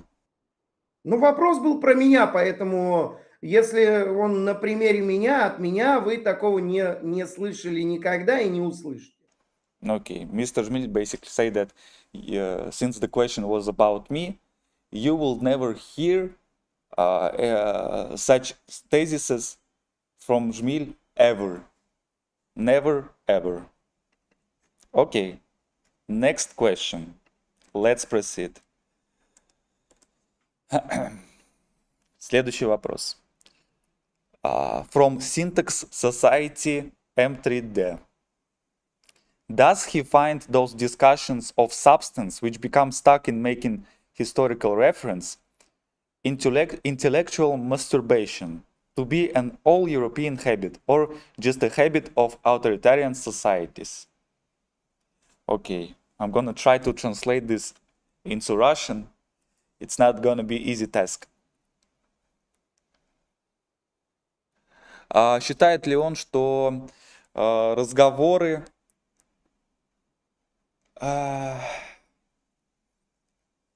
вот эти вот политические разговоры, видимо, имеется в виду, где делаются какие-то исторические референсы, считает ли он интеллектуальной мастурбацией, которая является европейской привычкой или просто привычкой авторитарных обществ.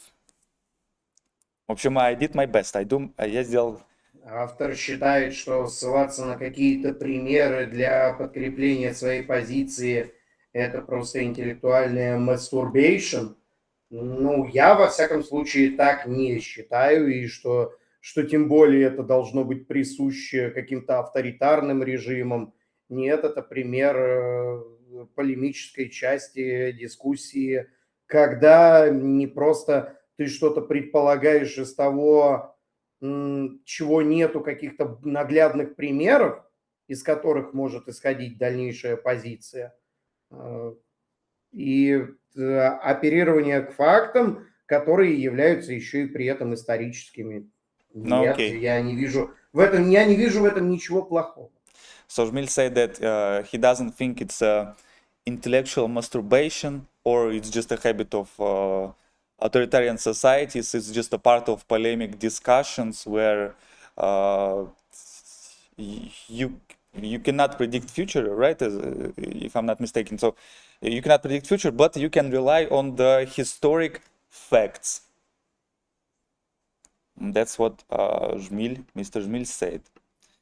This was quite an abstract question, not very detailed,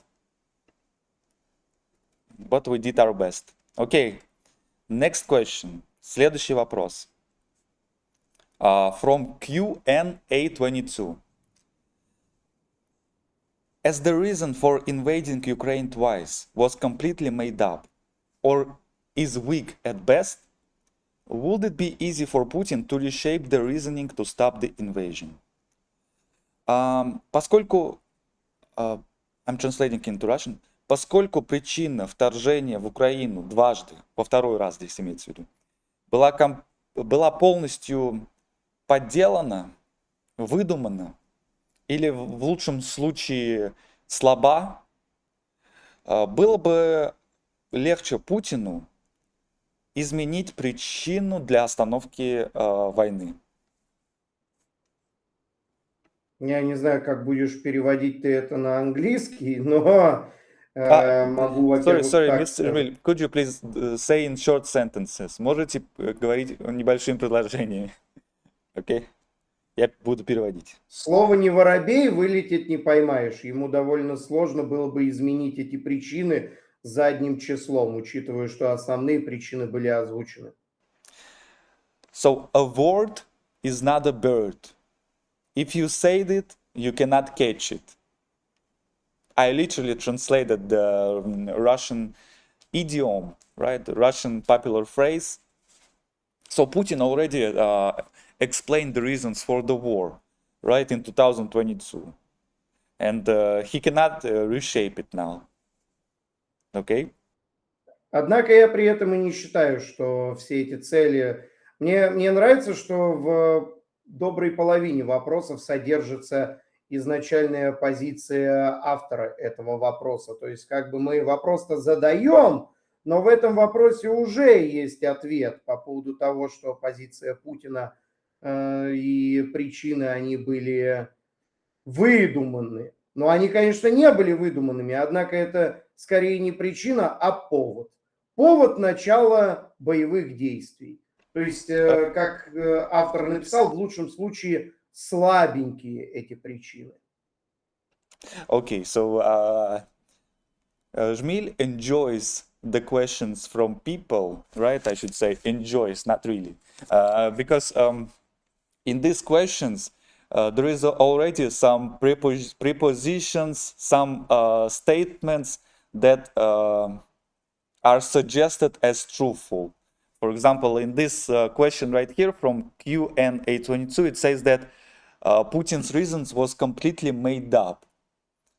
But Жмиль does not agree with this. He said that the reasons were not made up. It was just what you said, Жмиль, предлог, повод, right? It's повод. Казус белли. Casus belli, ladies and gentlemen. And what was the casus belli exactly? Could you elaborate for the audience, like maybe shortly? Что было за casus belli? Вкратце, может быть. Нападение на Россию перед началом специальной военной операции в Ростовской области, если я не путаю, был прорыв, как заявили государственные российские СМИ, прорыв украинских военных, который был остановлен, и что было показано в доказательство тому, что готовилось нападение со стороны Украины на Донбасс ближе к марту 2022 года. В эти аргументы я не верю. То есть я считаю, что вот они как раз являются исключительно поводами. А то, что является непридуманным, это дополнительные уже факторы. Okay, let's Сама translate it война first. полузаморожена. First, what you said. Okay, so Жмиль said that Ukraine attacked Rostov Oblast, but he doesn't believe it. Okay, in 2022, before the war, a full-scale war officially started, Ukraine attacked Rostov Oblast, and it was made up or weak as its best, right? That's what the QN said. And Жмиль does not believe it, but Жмиль believes something else. Чему вы верите? What's your casus belli? Что у вас за казус белли? Тому, что действительно было, как война, продолжающаяся в вялотекущем формате с 2014 года и так до конца не прекратившаяся, находящаяся в полузамороженном формате, отчего Путин Такеру Карлсону отвечал в интервью, что мы не начали эту войну, а активизировали ее, чтобы на наших условиях ее закончить. Но это действительно правдой является. Однако вот защита русских на Донбассе Okay. Жмиль, и please, все let дополнительные me факторы translate it. являются скорее косвенными дополнительными. Okay, sorry, Mr. Жмиль, for interrupting. I just need to translate. So, Жмиль said that the casus belli for the war is actually a slowly going war from 2014 to 2022. And it is the actual reason, this slowly going war. And Putin told Tucker Carlson that we didn't start the war, we just pushed it to a hot phase. Yeah, made it more scale, but we didn't start the war. That's what Putin said to Tucker Carlson. And Жмиль is inclined towards this casus belli. Okay? Наверное, есть что-то добавить. Do you have anything to add? Ну, я сказал, скорее, казус белли – это защита русских. То есть оно является не выдуманным, как одна из причин, но для самого начала этой войны в понимании Кремля оно, естественно, скорее поводом было, чем основополагающей причиной. Okay, so the casus belli, the foundational casus belli is the protection of Russians. But I want to personally ask a question. So in Russian language, the word Russian means both Russian ethnicity and Russian nationality. And what do you mean by Russian exactly, Жмиль? You mean русские or россияне? Russian ethnicity or Russian... В тот момент это уже касалось и той, и другой категории. Так как на Донбассе действительно и много кто относит себя к этносу, формально этносу русские.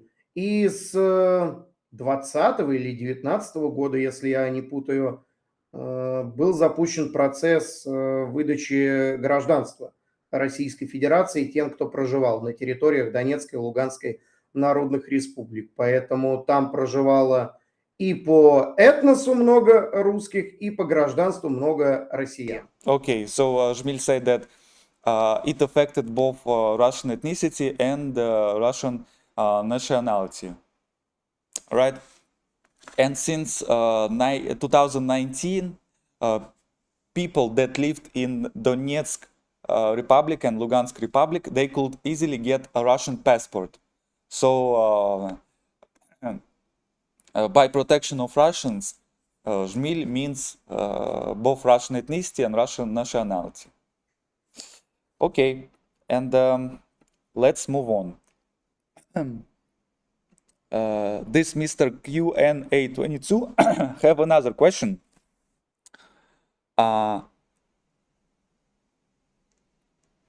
Would it be fair for Russia to give back Ukrainian lands like Rostov-on-Don and Belgorod as reparation damages, or will that be cause for more instability? I think Жмиль won't agree with, wouldn't like to give Russian lands. Интересно, почему бы это? Как же вы сделали такой изначальный вывод, не услышав мой ответ? I'm just Как вы догадались, что я скажу? Ну ладно, я корректно отвечу на этот вопрос, я понял его. Не надейтесь на хоть какую-то честность, на хоть какую-то справедливость по причине того, что она у каждого своя. И справедливость, которую могли бы понимать вы, не разделяет огромное количество людей. Тем более ту, которую вы описали, не разделяет, практически никто в России, наверное, за редчайшими исключениями. Так что и в моем понимании не будет справедливостью хоть что-либо отдать Украине в качестве репараций по причине того, что мы не понимаем и не будем это воспринимать в качестве хоть какой-то справедливости вселенской или только для Украины, чтобы она не потребовала из непропорционального. Okay, so Жмиль said that people have different fairness, justice, maybe even morals, I guess, will be applied in his answer. So he said about justice and fairness. People have different, and the one that you have, the one that you consider is as being justiceful, Russians do not consider so. Russians do not think that Russians need to give Ukraine some lands. And Жмиль agrees with this point. Okay.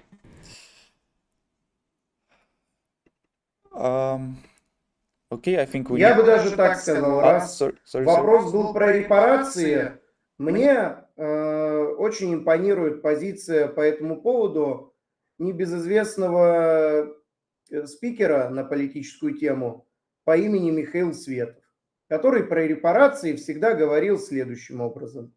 Если вы хотите репарации, мы согласны, отправляйте. Готовы принять все, что отправите. Ага. So Жмиль has something to add about reparations. He said he quoted popular Russian politician and also streamer Mikhail Svetov. So Mikhail Svetov said that if you want reparations, send us reparations. We're gonna accept any reparations that you're gonna send us. Okay? Got it. Okay. Thank you. Let's move on. Next question from Remedilegend 197. Question. Do you see an end to history and Russia winning? Or eternal geopolitical balance of power will apply? I'm gonna translate to Russian. Видите ли вы конец истории и Россия выигрывает? Такая вот первая часть вопроса. Конец истории и Россия выигрывает. Или...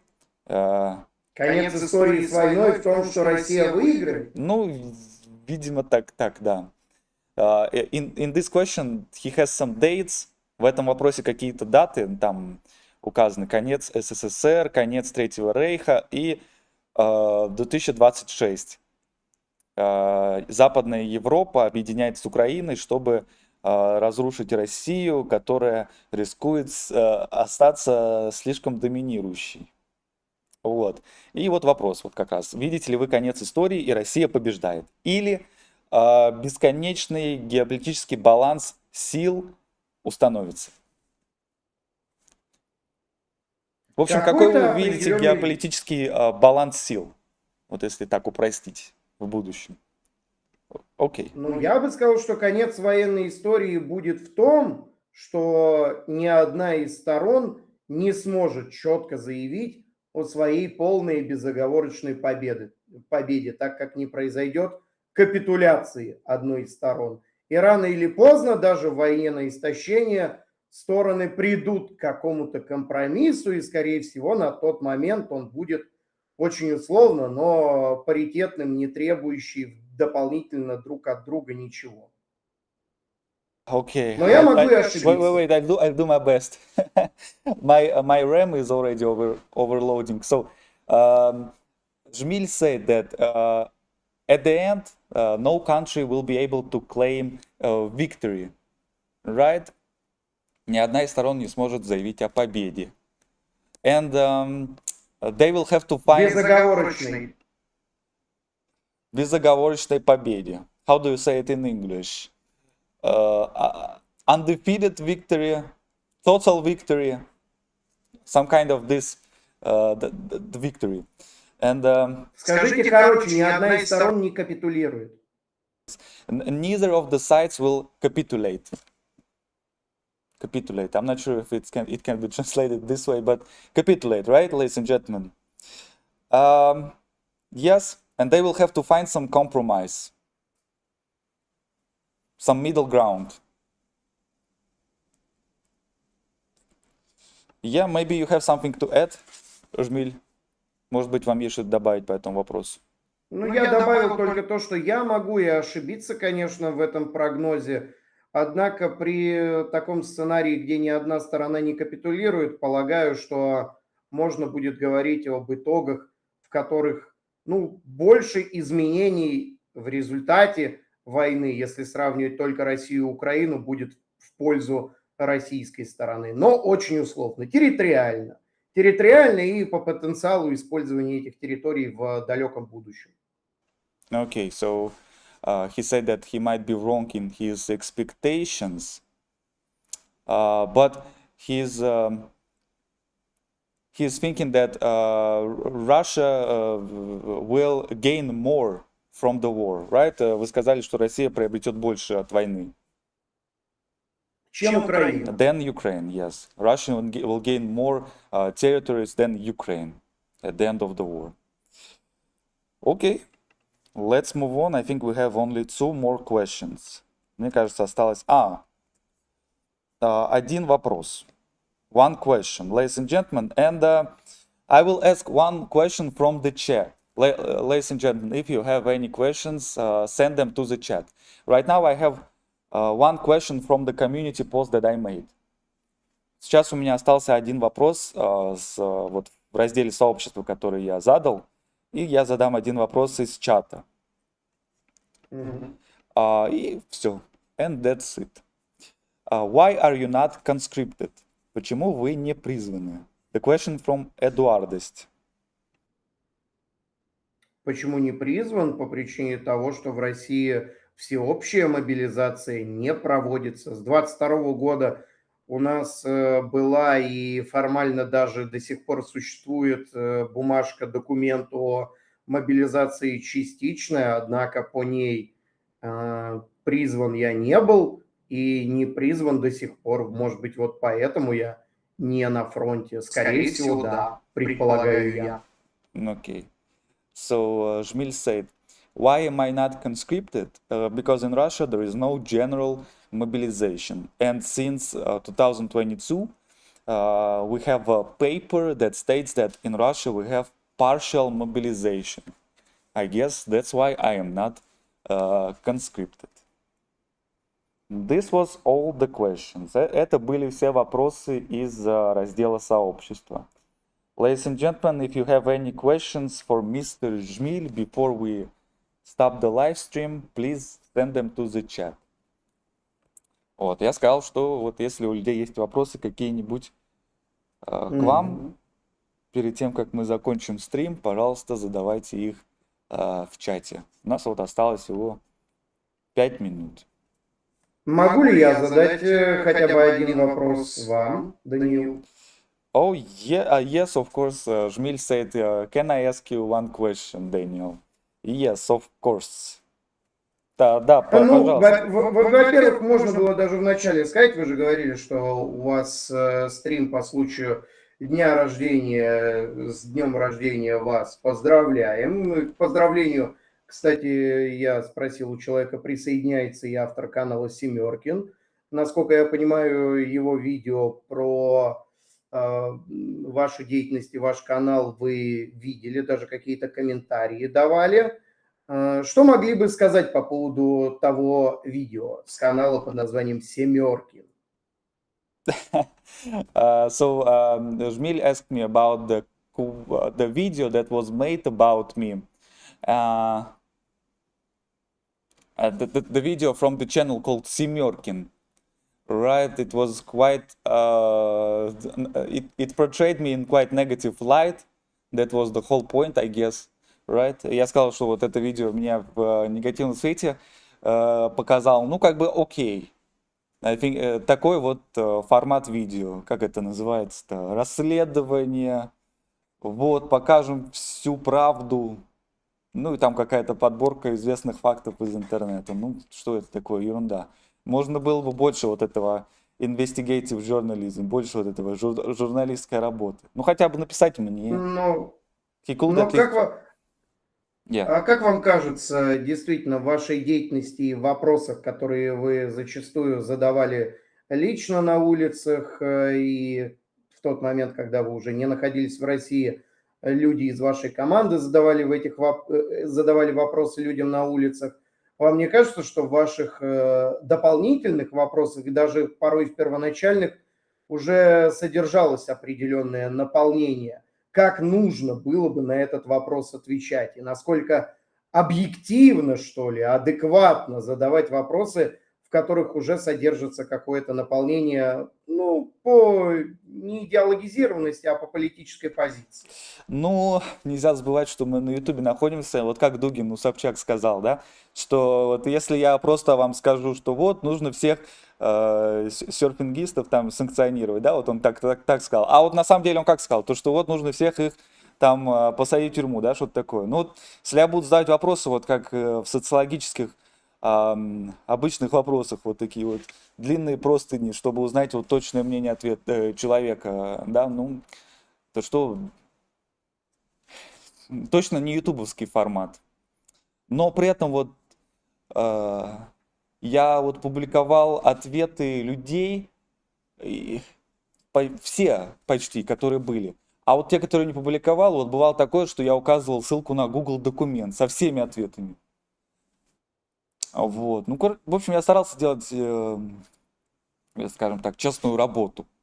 Чтобы не было как вы искажений. сами вот сейчас могли бы ответить? Вы считаете, что ваша позиция в этой войне, она нейтральная? Вы держите нейтралитет, не выбираете сторону, какую поддерживаете? Или все-таки какая-то позиция у вас есть, кого вы, ну, например, в этом конфликте поддерживаете просто больше? Или просто чисто я вот поддерживаю этих и этих? Да, вот вы понимаете, ну, поддерживать это значит вот отправлять донаты, да, там, покупать снаряжение, участвовать, вот, а я же в таком не участвую. То есть, то, что там, ну, как мне кажется, все-таки поддерживать значит участвовать. Я даже не могу сказать, что я поддерживаю, участвую. Участвую, поддерживаю синоним, да, в этом ответе. Ну, надеюсь, я ответил. Ну, вообще, хотелось бы просто обратить внимание, что, если я не путаю, в 23-м году у вас было интервью с каким-то литовским СМИ, где вы прямо проговорили, что вы цитата, stand with Ukraine, то есть на стороне Украины находитесь. Это продолжает оставаться А я вот, актуальным? кстати, и не понял, как вообще вот такое вот вошло в эфир, я не понимаю. Ну, то есть, я вот и думал об этом, я что такое мог сказать, я не понимаю, может быть, вырезали из контекста, но серьезно, мне нужно вернуться к этому. Ну, это такой сейчас мой ответ будет, как будто уход от вашего вопроса, да, но я вот серьезно даже вот Ну, сейчас, да. да, я понимаю, что как будто уход, но мне реально вот нужно вернуться к этому, пересмотреть, потому что, ну, I stand with Ukraine, я не знаю, может быть, я там упомянул, что же мне в комментариях пишут, это вообще вот, если посмотреть, это был прямой эфир или нет, потому что я как-то, Было с вами интервью в 23-м году да, на одном из каналов, где название по-литовски, и вроде как это литовские средства массовой информации. да. Да, надо бы вернуться к этому, пересмотреть, потому что я буквально ничего не помню, кроме того, что я был тогда в Грузии и вот возвращался в Россию. Вот буквально там через пару дней. И вот что я говорю, я stand with Ukraine. Да у меня даже вот это вот, сам факт вот этого не складывается, потому что я буквально вернулся в Россию через пару дней тогда. Ну как бы, камон. Ну, Здесь доподлинно неизвестно. ну мне Я тоже добавить нечего, потому что отрывок, я где уже была не эта помню. фраза, видел. Сам изначально заданный вопрос не видел, но казалось, что это не какой-то комментарий от вашей аудитории, а это просто фраза, именно вами озвученная. До этого было сказано про мобилизацию. Да. Вот было сказано про мобилизацию, и я на стороне Украины. Stand with Ukraine. Stand with Ukraine. Ну, если в этом контексте, то я, ну, скорее против мобилизации. Вот, ну, всеобщий. Вот. Ну, мне опять же нужно вернуться к этому. То есть я что, Светлого упомянули, да, но мне кажется, нужно перефразировать как-то вот этот момент, переформулировать. Да.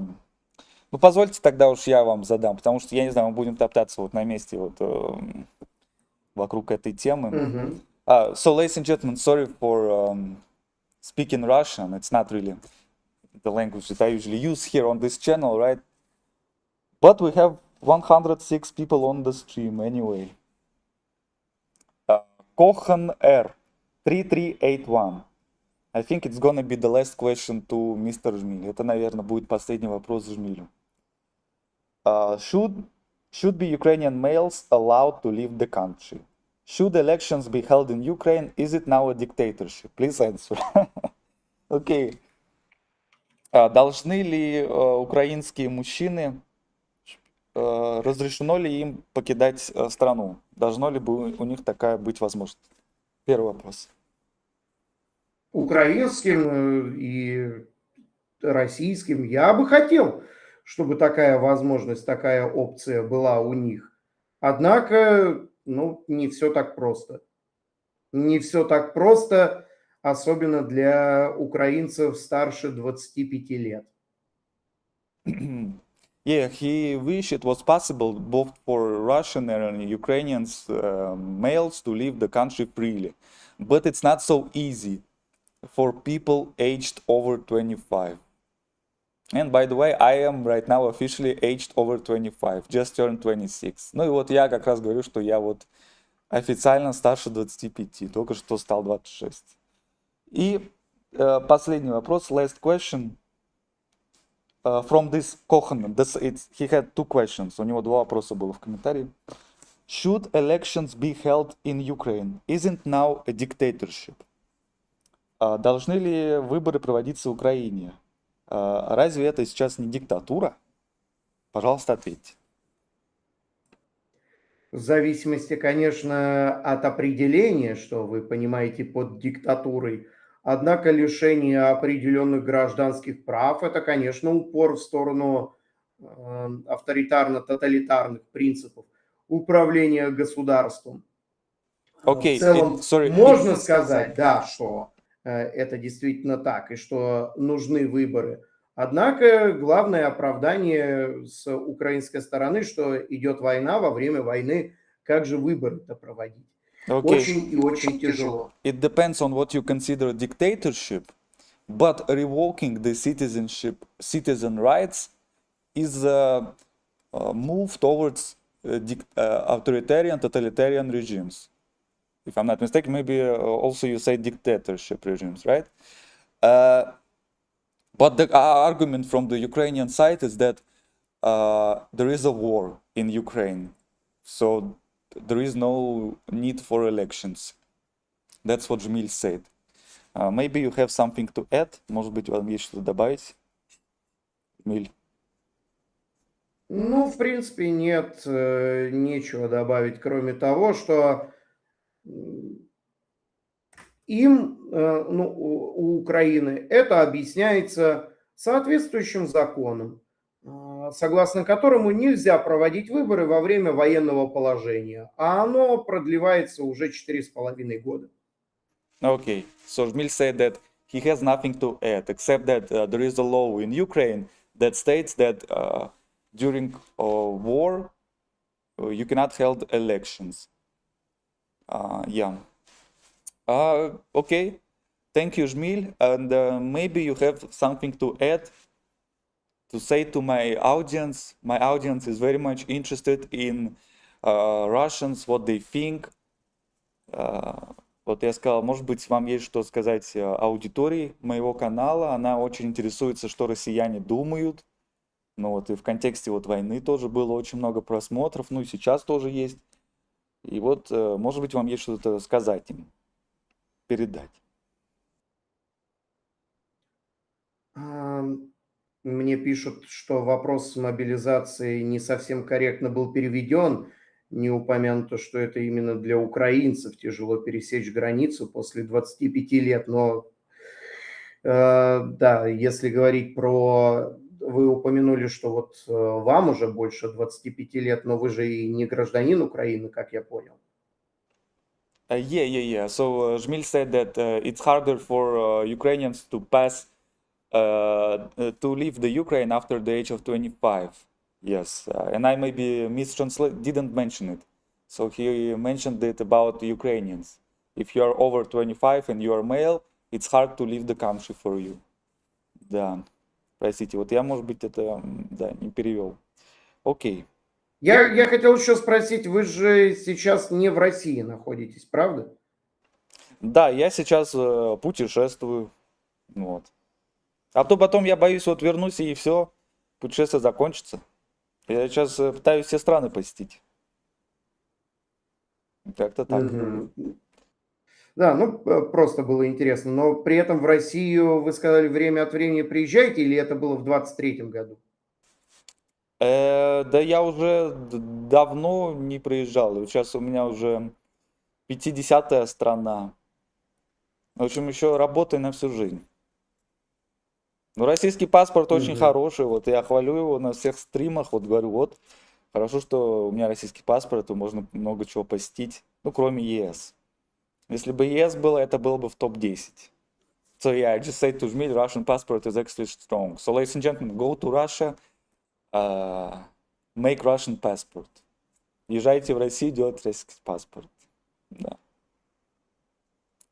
So that's Ну, what... наверное, не всем такой призыв сработает, конечно, не каждый обратит на это внимание, что это хорошая перспектива. Но те, кто захотят, Yeah, if я you're adult никого ни к male, чему призывать не буду. maybe think twice. Yeah, if you can be conscripted, I guess. Yeah, you should think twice, I guess. So, do you have anything to add? Если вам что-то добавить, сказать аудитории. Аудитории мог бы сказать, что в их же интересах знакомиться с разными взглядами, позициями разных людей, как радикально настроенных по теме войны или по другим вопросам политики, так и менее. Чем больше взглядов, чем больше позиций они смогут услышать и увидеть, тем, наверное, хотя бы полегче им будет сделать свои выводы из тех взглядов, что у них есть сейчас, или, может быть, для кого-то эти взгляды как-то скорректировать. Okay, so I've asked Жмиль if he has anything to add to my audience, and he said that it's beneficial for you, ladies and gentlemen, to be exposed to different opinions, different views, even to the radical ones.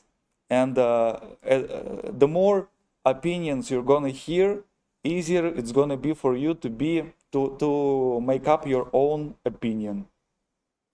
And I agree with him. Today we had Ukrainian soldier, operator Starsky on my stream, and right now we had Russian politician Жмиль. Thank you, Жмиль, for your time. It was very compelling, very interesting. Спасибо, Жмиль. Забываю, Владислав, Вячеслав. Владислав, все. Владислав. Прошу прощения. Да, спасибо за уделенное время, получилось очень интересно. Ну, я надеюсь, если аудитории понравится, может быть, как-нибудь еще раз сможем встретиться онлайн. Без проблем. Ну, хотя единственная проблема – это такой автоматический перевод, который происходит, из-за чего дискуссия, ну, выглядит тяжеловато для аудитории. Кто на английском только понимает, кто понимает только на русском.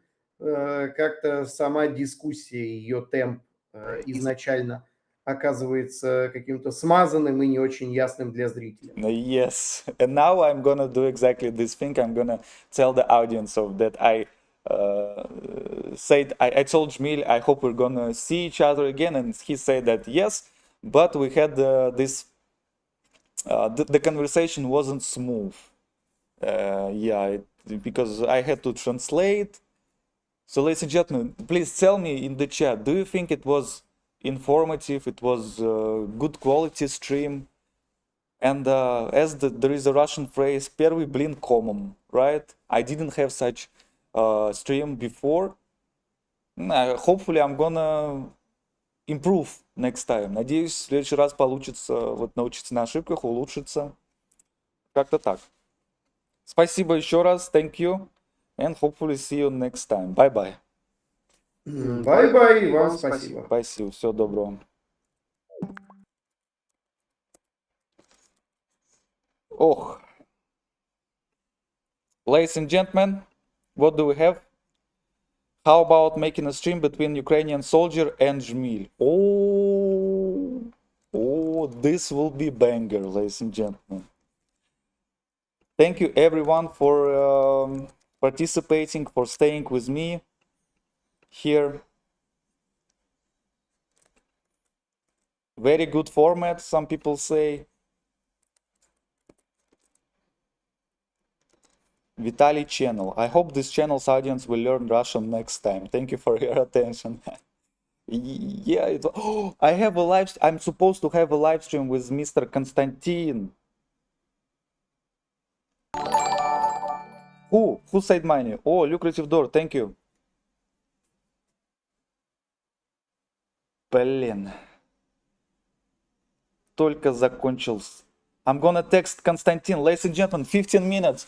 Konstantin, please. Ladies and gentlemen, stay with me.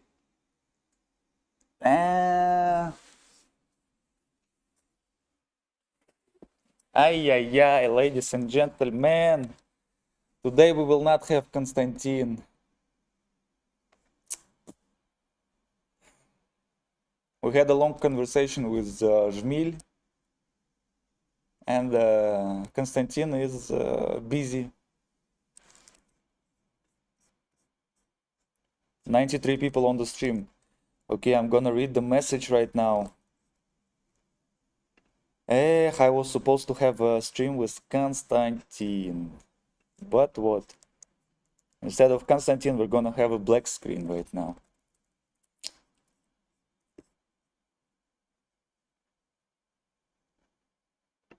What do we have here? Boom, boom, clear base.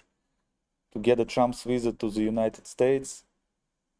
On the way, on the way, on the way. Ladies and gentlemen, I almost reached. And right now, Mr. Lucrative Door sent 10 jewels, so I guess it should be like 7262. Whatever. Discard. This is for the later. Thank you for the hearts, whoever is sending them. Thank you, thank you, thank you, thank you, thank you, thank you, thank you. Ladies and gentlemen, please send the messages to Konstantin. Maybe he is gonna agree to participate still. Ладно, без проблем, Константин. Ничего страшного, я сейчас просто долго общался со Жмилем. У меня тоже strict schedule. Это окей. What do we have? Messages from Lazar Andrew. Lazar Andrew. Video crowdfunding. Okay, I'm gonna turn off these things right here.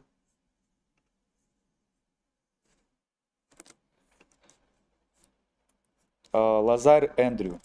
Yes, the solution along with the accompanying English translation is simply terrible, unwatchable. Okay, thank you. Noted. Noted. Thank you for the hearts, whoever is sending them right now. Thank you. XZ.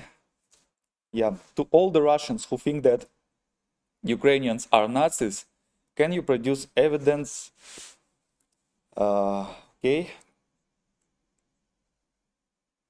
Nozomis GG 415. Wow, Konstantin, please give me money. Oh, Anya Fark. Oh no, you're the #1 king on this chat, but I missed all your messages. Thank you for all the hearts, whoever is sending them. And especially thank you, Lucrative Door, for 10 jewels. Евтодий Наровских. First, make in Russian and then release a video with auto-dubbing. Unfortunately, it's not possible on the live stream. We're having a live stream, so... Cox Johnson, very good job. I really like this format. Okay. Ooh, ladies and gentlemen, today I had 6 hours of sleep, but nevertheless, my RAM, random access memory, was quite efficient, effective.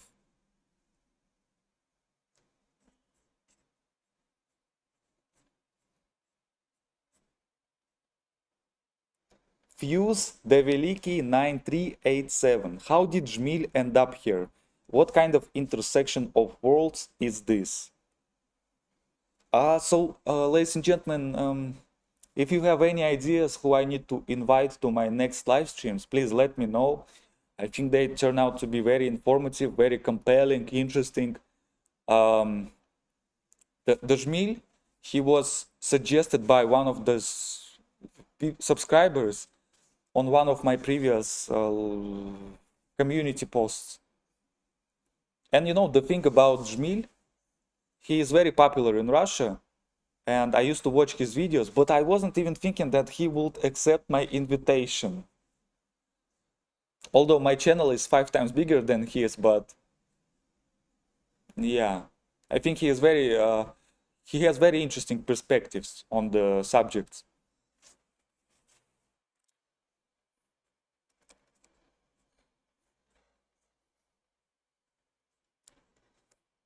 Thank you for the hundreds.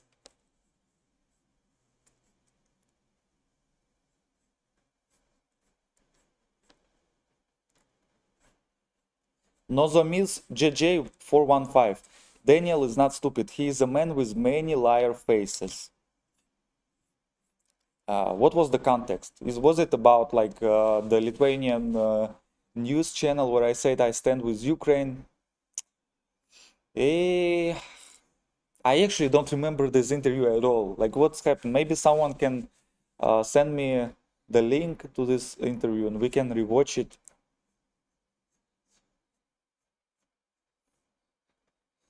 Happy birthday. Thank you, Lucrative Dora 385, for your birthday message. Thank you. Mwah.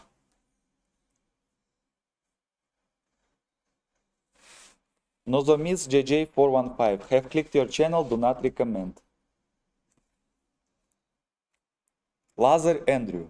You need to have someone nearby translate your conversations into English or put on subtitles afterwards. I've also seen people on Twitch using subtitles during live streams. Lazar Andrew, I think that's the greatest idea ever. Okay, I'm gonna write it down. I'm gonna hire a synchronous translator, right?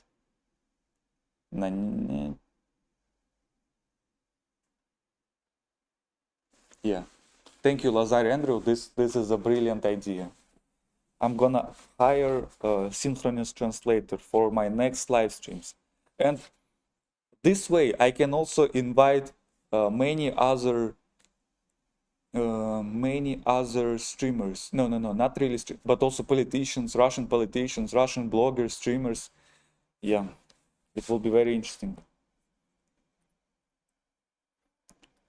Stel Moon 8438. Why wasn't there any translation when Jmil asked awkward questions? Stel Moon, because we had some momentum with the Jmil, and he was asking me like sort of maybe personal questions, and I was thinking if I'm gonna translate these personal questions to the audience, it feels awkward. Like, Daniel, why did you do this and that? And then I'm gonna translate it to the audience. Жмиль asked me, Daniel, why did you do this and that? Like, this image in my head was just ridiculous. So I decided, I'm not gonna do it.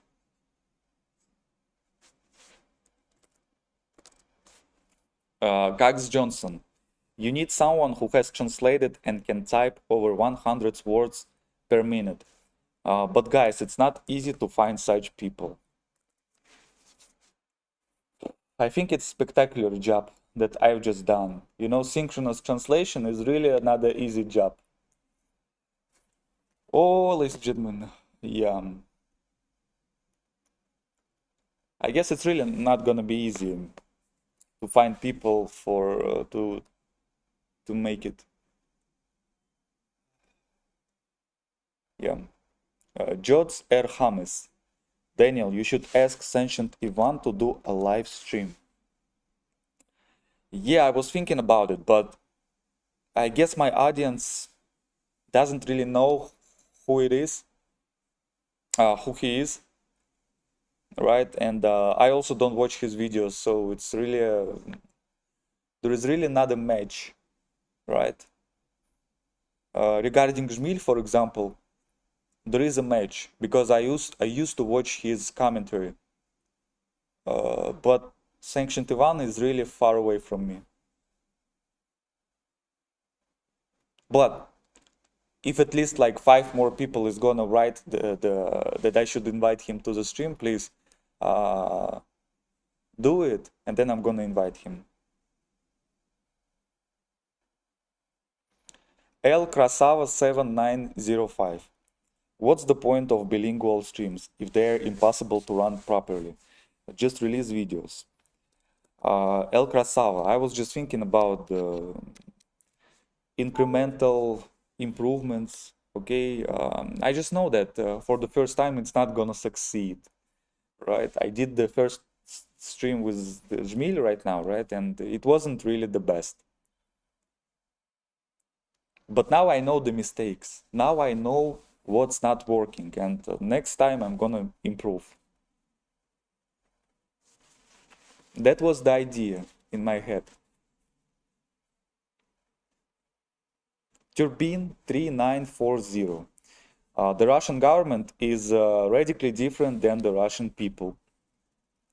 The Russian government is radically...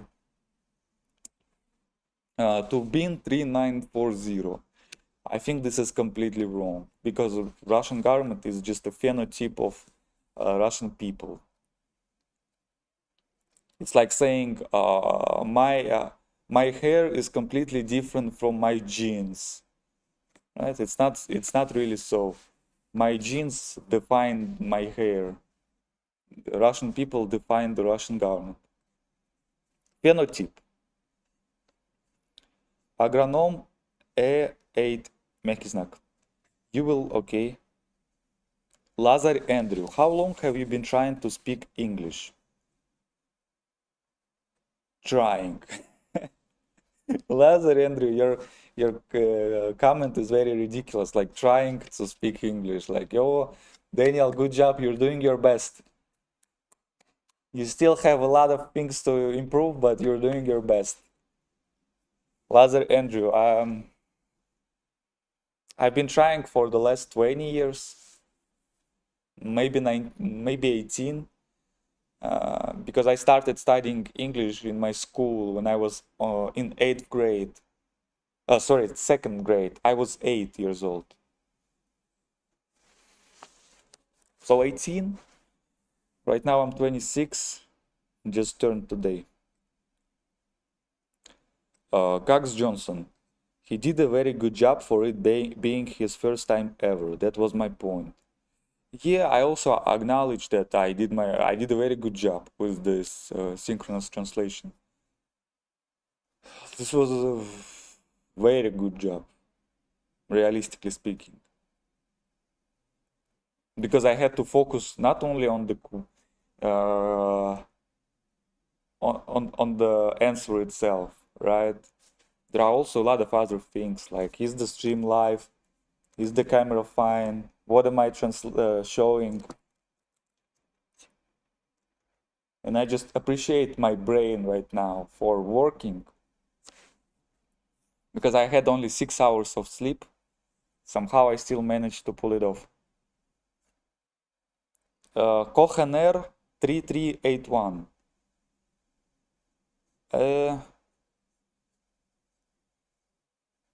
Naranjo 99. Question: how does Starsky feel about the forced A? I think you are quite late. We have already finished the stream with Starsky. How many? The Citizen of the World 03. You can invite Uber Marginal to future streams, as he also has a very interesting perspective on various issues. A good sense of humor, and on top of that speaks excellent English. Yes, he has a very good sense of humor, that's for sure. That's for sure. No, when I think about Uber Marginal, I don't even want to think about him, because he has a top-notch sense of humor. And I automatically start comparing myself to him, and I just want to turn off the live stream. And I think, I'm doing something wrong. That's not what I should do. This is a task for Uber Marginal and Skabrezlist, right? But ladies and gentlemen, we're getting too deep into Russian internet. How many people are on the stream right now? 71. Thank you, ladies and gentlemen, for being on the stream. Thank you for the hearts. Whoever was sending them, thank you. Let me know what you think about this format that we just had with Jmil. I only received like a few comments from people, like from who? From Cox Johnson and from a few others. I'm not sure what you think about the format. Thank you for the hearts. Mountain 5820. Daniel, do you or your colleague remember a person from one of your interviews who says he is a Jew, and he was very critical answering your questions, and also he was in front of some statue? Yes, you can search on my channel for this name. Yakov. Just go to my channel and type the search, and you will get this the video with Yakov. He was very outspoken. I think he has a... By the way he was speaking, I believe he had a flight next morning. When I make the street interviews, I don't expect people to say that they hate Putin, they want to overthrow the government. I don't expect this, because there are a lot of creative ways how you can express your opinions, right, without being beheaded on the next day. But I mean, Yakov, adult, sane person, he said what he said. I'm not really prone to censor, just publish this. And I guess he just flew away on the next day. Mountain 520. Happy birthday, by the way. Happy birthday. Okay, now my brain just officially stopped working after this 3 hours of live stream. Thank you. That's what I want to say. Thank you. Happy birthday. I guess you're gonna have happy birthday one day, right? Lazar Andrew, I'm just trying to compare the way you speak English to myself. I don't speak it at all in everyday life, but when I do, it sounds almost like yours. That's why I'm surprised. That's a great job. I guess maybe I just have a very poor English. I don't know. I just have a good experience, like what, 18 years of speaking, and right now, as I explained to Жмиль, I was traveling, I visited like a lot of countries, and so I have to speak English. That's about it. Turbine 3940. 1917 was the greatest geopolitical disaster in human history. I mean, probably not the greatest, but yes, I understand. I agree. Yes, and before that, maybe slavery abolishment in 1861.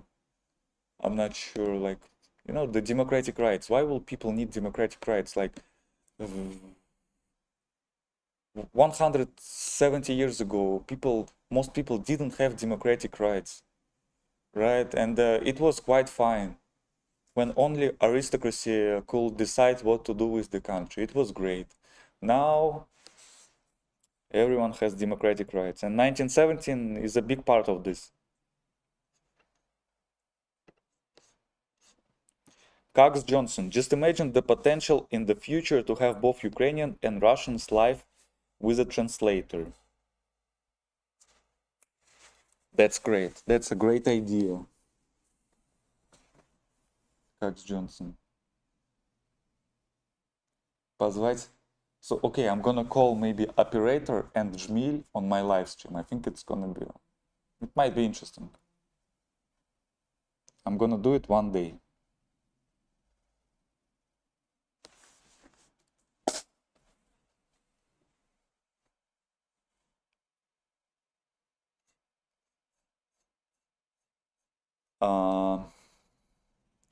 Acetophenone 820. Happy birthday, brother. You are loved and adored more than you can realize. Thank you, Acetophenone, and thank you for the hearts. Whoever is sending the hearts now. Thank you. Thank you, thank you, thank you. Thank you.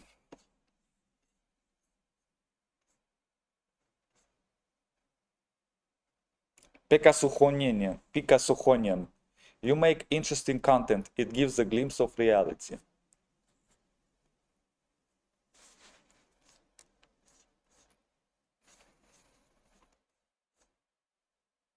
Okay, I just finished the chat. I think I'm gonna have a break, ladies and gentlemen, soon. Yeah. And my mouth is quite dry.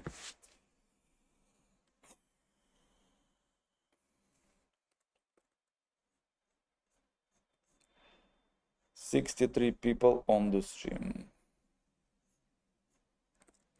Cool Kid 522. I got 2,420 problems, but appreciating Daniel ain't one. Thank you for the channel, broski. Thank you, Mr. Cool Kid 522. Thank you.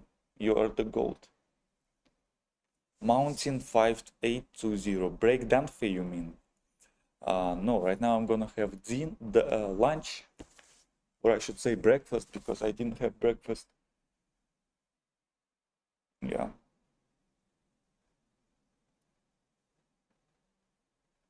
Guy L8147.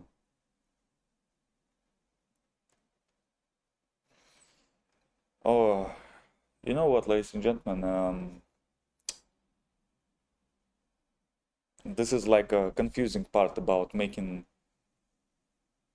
I don't know if they could be called political, but let's just say political videos, right? That there are a lot of people that just visit the comments and just give some interesting, not really, but let's just say interesting historical facts. Like what's going on right now? Guy L8147, what is going on? Russia twisted history instead of learning from it, so are doomed to repeat the mistake of the past. They didn't save the world. Like, what's going on? What's going on here? I don't understand. And this one, Nafoids are supporting the Nazi Bandera. The comments sometimes feel like a mental institute. User PG3YL3NF9H. Man, get a cake.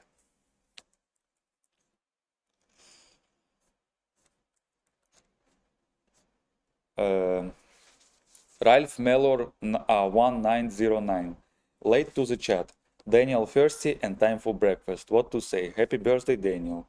26 by IRRC. Okay, ladies and gentlemen, I'm gonna go and take the breakfast.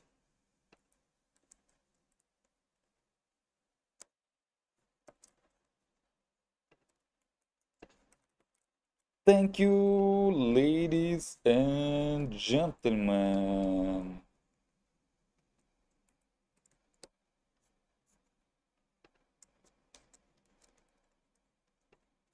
So that's what I'm gonna do.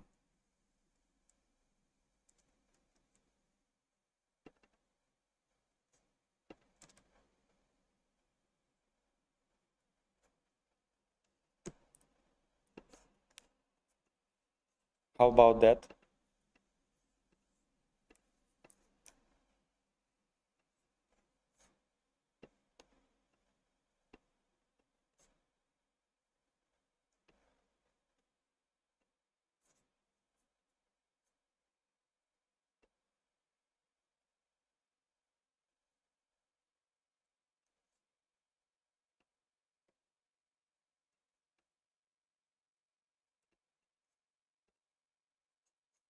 That's it. That's it.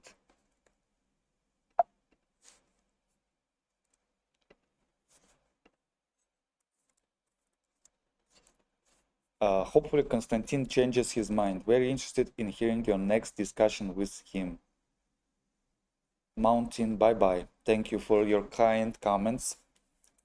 Carx Johnson, hopefully Konstantin changes your mind. Yes, I think maybe next Saturday we're gonna have a live stream.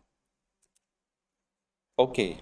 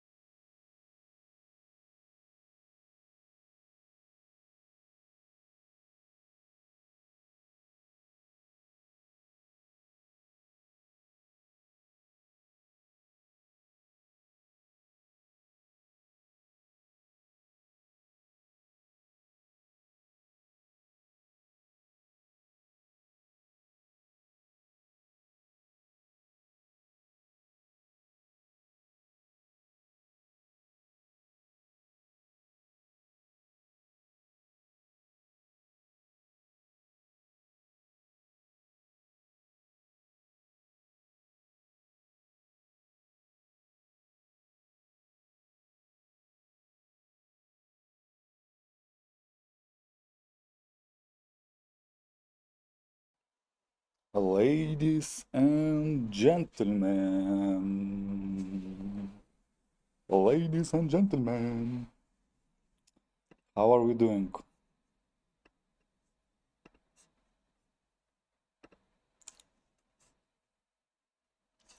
How are we doing, ladies and gentlemen?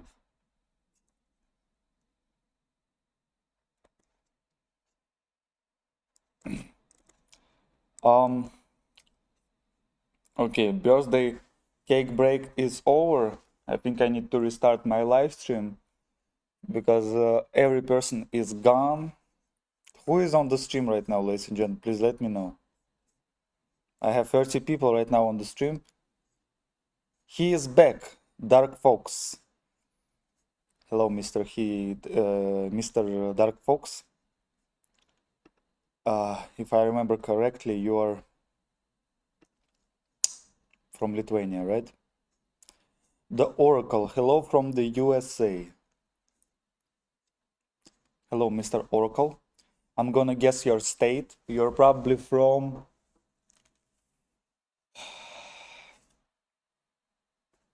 Okay, let me guess your state, based by your username. You are from Mississippi.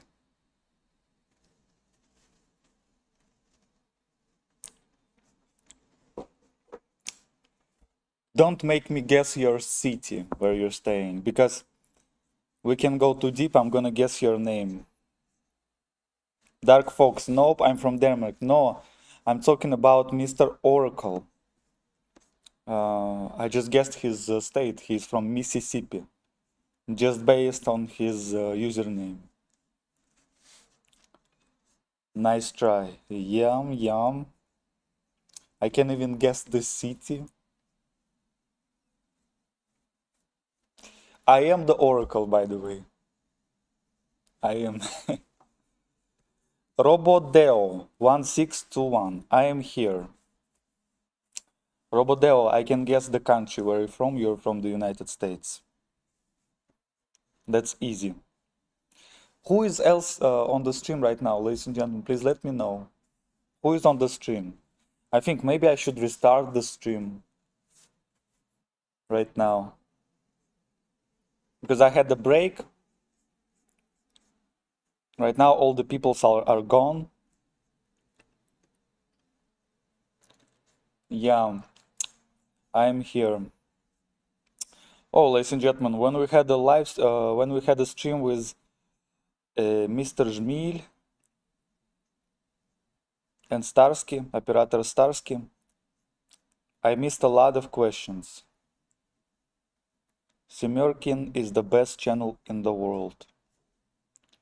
Mr. Жмиль. No, Semyorsky is best, your fan. The Oracle, you are very good Oracle. Yeah. Mississippi.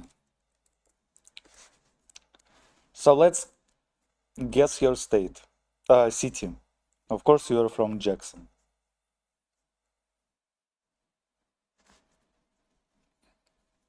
Yeah, if you want, we can go deeper. I can even guess city, street. Robodeo 1621, you are correct, and I live in Florida. I could guess it. I was feeling that you're from Florida because you send your message in caps lock, you know, the uppercase letters. Dmitry R1413, one among the burghers. Burghers, the German people, right? Yeah. Ladies and gentlemen, interesting thing about German people, this ethnonym in Russian language is Немцы. Немцы is translated as deaf people that can't speak. But actually, people used to say, used to call Немцы in Russia any other nation before the German people. They used to call it this way also English people, French people, etc. But then only German people ended up having this ethnonym, Немцы. Again, it's translated as deaf people. Yeah. Hi, Rob, the Oracle. Okay, Mr. Oracle, I'm not gonna continue scaring you with my abilities. Maybe it's just the fact that it's my birthday and I can guess correctly the locations of people. But you are from Mississippi, from Jackson, that's for sure. Zebrazil H7249, I am back. Hello, Mr. Zebrazil. I'm gonna have 8 more hours of this live stream. 7 hours 47 minutes. Ladies and gentlemen, so what do you think about the live stream with Жмиль that I had? He already published a video on his channel. Жмиль. Where is Жмиль? Here. You see, I look so stupid here, ladies and gentlemen. Whoever is running his channel, please do something. What is this? I don't look like that.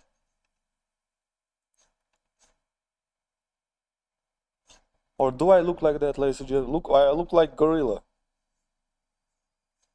No, I don't. Whatever. Anyway, I'm a man.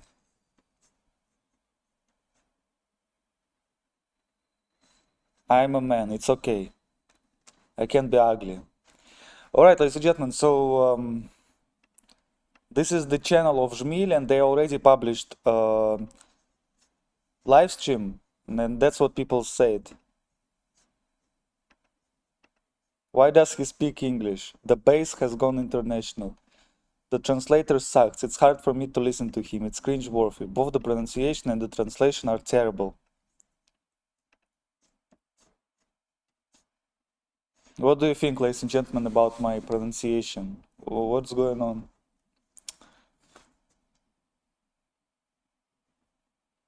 Regarding the translation, ladies and gentlemen, it's only Russian people that cares about the translation of other Russian people. I mean, the accent. Foreigners that watch my videos, they don't care about my accent. Russian people that watch my videos, they say, "Oh, Daniel, you have a very strong accent." Like, why? Why do people care about the accent? I think my accent should be the standard. I think you need to set the high bar, you need to be ambitious, right?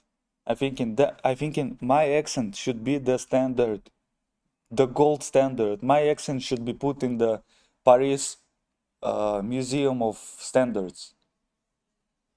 People are gonna go to Paris Museum and they're gonna listen to English accent, and it's gonna be my accent.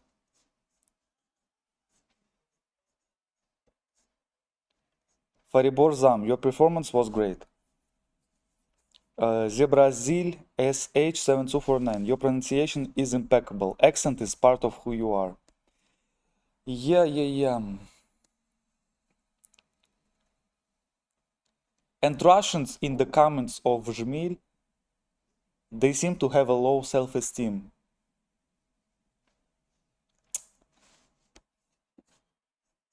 Let's see. Is this guy a complete idiot? Why the hell he clumsily translating in broken English when he could just use subtitles? Ryan Gosling, live streams do not have subtitles. And he calls me idiot. What a cringe. This guy needs a couple of years to brush up on his spoken English, prepare translations for questions in advance and more. You know, ladies and gentlemen, I was reading the comments before, right? I had a break and I read some of the comments and I realized it only makes sense that Russia is at war. Russia has the war, and it only makes sense because you see, these people, I think they want the war, right? Just based on the comments. What a cringe! This guy need to brush. Is this guy complete idiot? Come on, like.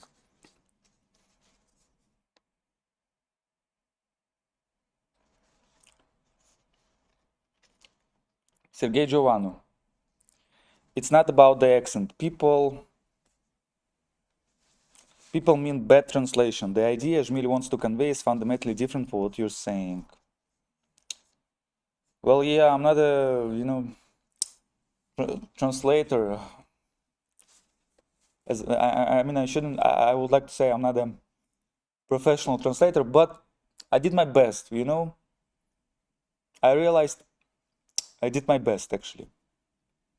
Not only that, not only my best, but it was good enough. I transposed whatever Jmil was saying into English language pretty much well, really.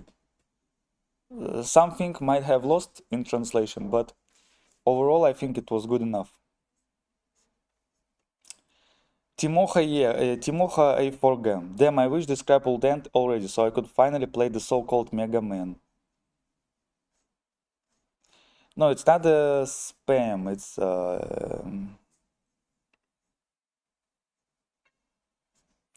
it's not spam.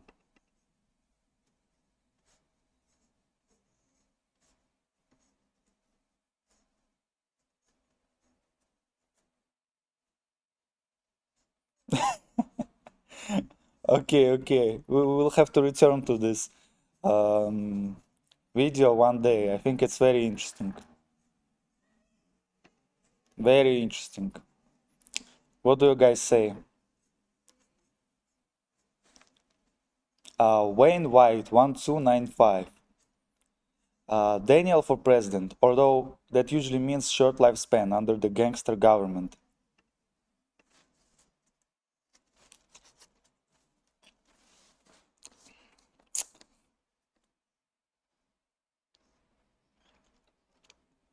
Well, I should be no.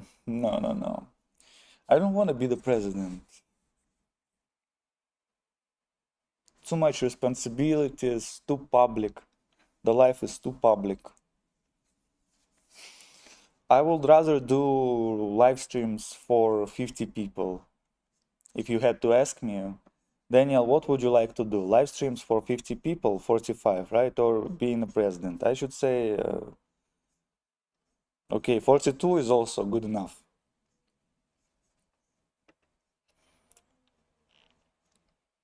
Zebrazil age 7249. It's not spam.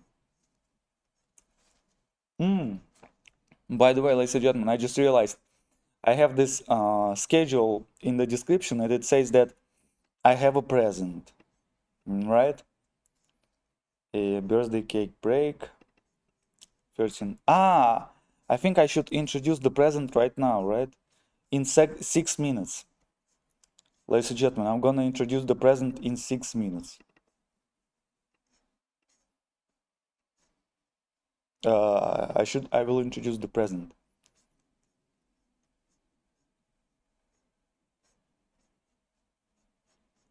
Also, some of the questions were very vague. Thus, it's only natural the answer and the translation will be sort of vague as well. Yeah. They were very vague, very abstract, without getting into the details, but that's what I had. I decided not to censor. That's what people asked. And I enjoyed some of the questions. For example, operator Starsky. Some person asked operator, what is the best way to kill Ivan, right? Very offensive question. Happy birthday, Dan. Perhaps on your next birthday the war will be over, hopefully. Crumple Zone 1. What do you have? Happy birthday, Dan. Perhaps on your next birthday the war will be over, hopefully.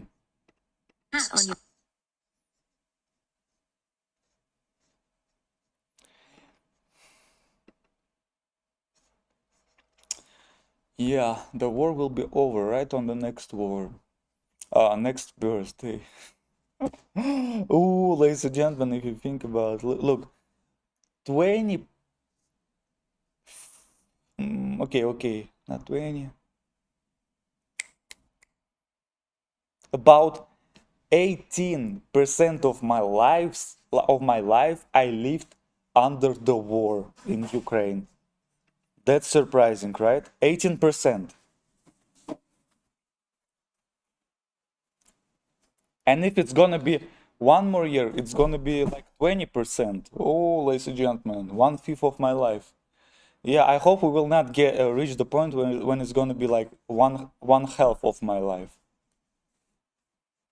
They need to find some diplomatic solution. Faribor Zam, would you like to be an oil oligarch? By the way, thank you, Mr. Crumple Zone 1. You are the GOAT now, officially.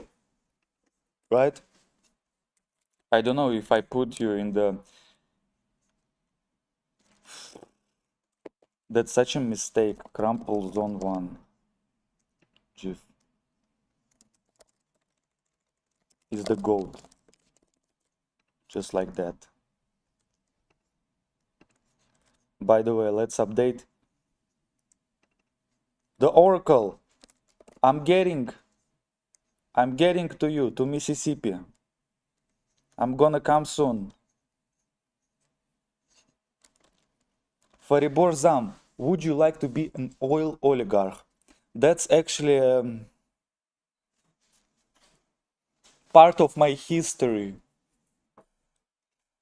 Let me tell you, when I was a kid, 5 years of age, in the kindergarten, I remember the teachers asked the whole group, who do you want to be when you grow up? And I said, I want to be oligarch.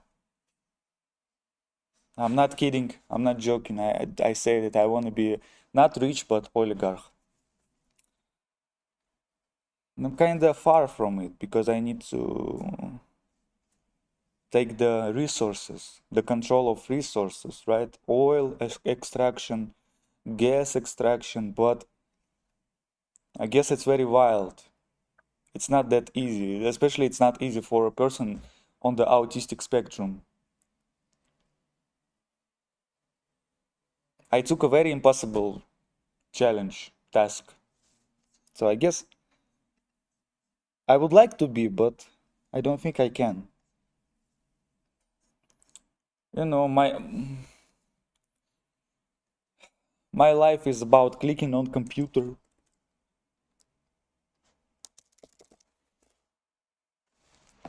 Elon Musk calls it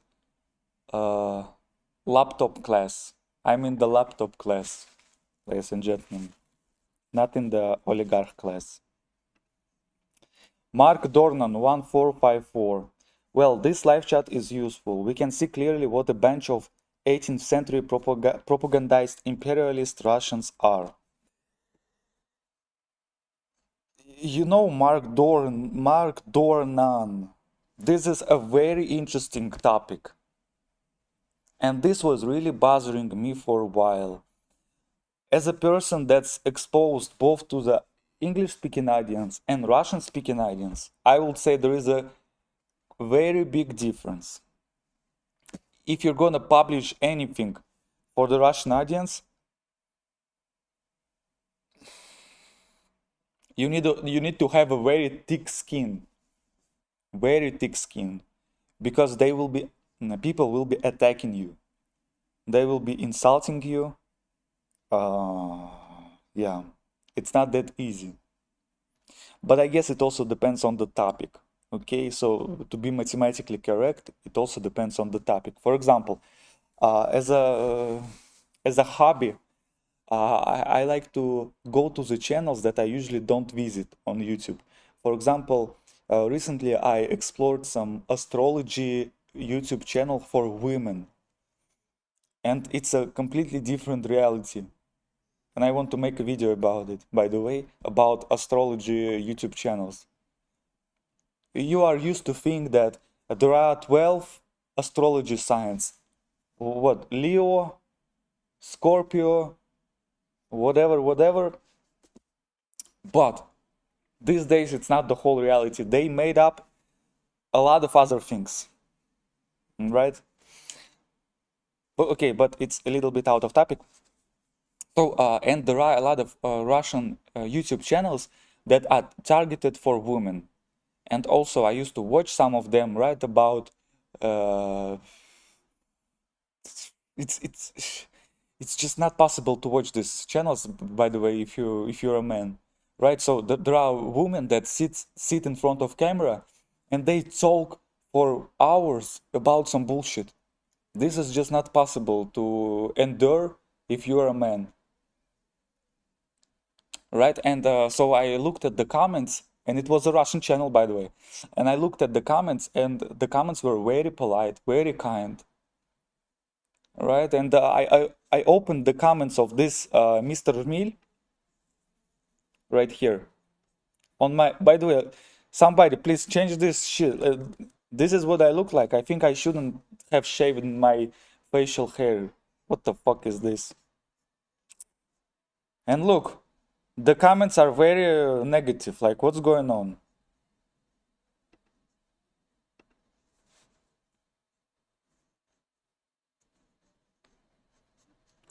Wow. So I was thinking that only makes sense that there is a war in Russia, because if there are such people, but at the same time, as I said, to be mathematically correct, it's not everywhere the same in Russian YouTube. If you go to the channels of women, you're gonna see a lot of positivity, kindness, etc.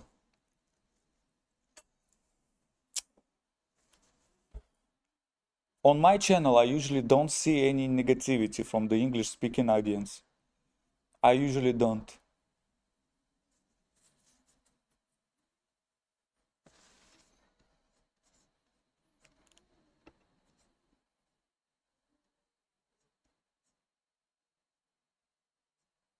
An important thing that I would like to point out, I know there are some Russian-speaking people on my in the chat, Dядя Bogdan, for example, right?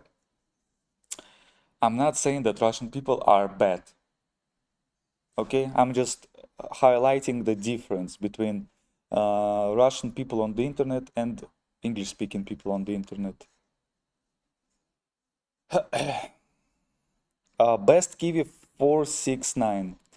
Danya, why didn't you call a translator for an interview? It was very awkward from both sides. Well, Best Kiwi, you see, here is the thing. I'm not really scared of being awkward. You know what I feel? I feel like if you are not failing, you are not innovating enough. And this live stream that I had might be a failure from the production perspective, right? But it's not the end of the world. I'm gonna have more live streams with Russian people. For example, I'm hoping to invite Mikhail Svetov to one of my next live streams. I'm hoping to invite him. He's a Russian politician, libertarian, and I'm gonna hire a translator next time. I'm gonna do it. So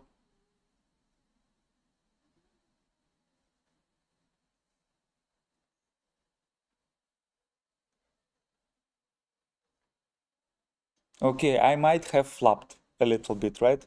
It might have been a little bit cringy, a little bit awkward. But here's the thing, I have a superpower. I'm not really bothered by it.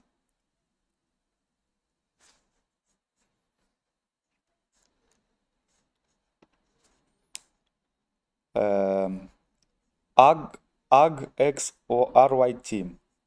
Flee from Russia, go to US. Bro, no lol, don't go to Western Russia. Cave walls. LOL. Bro, imagine if every country in the world had a female leader.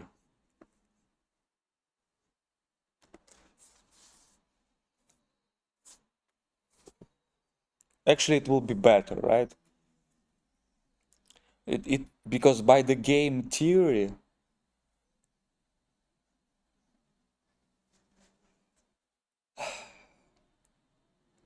I'm just trying to imagine some game theory, right?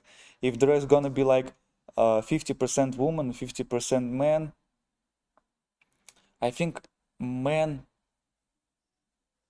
might do damage for the countries where women are the leaders. So it will be better if all the leaders will be women. It's either like that or just full men, either full women or full men.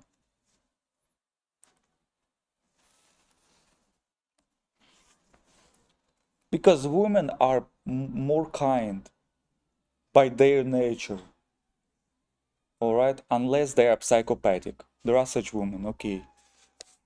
But women are more kind. They shouldn't be the presidents, the prime ministers.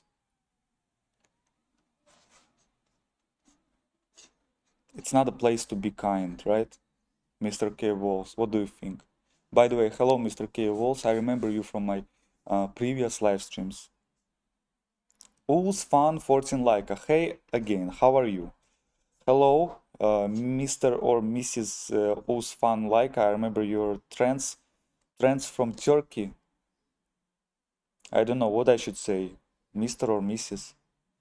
Crumple Zone 1. I am GOAT, lol. Thanks, Dan. You're also the GOAT, as you are doing your bit to bring information from the Russian public and how they react when you ask them great questions. Thank you, Mr. Crumple Zone. By the way, speaking of the reacts,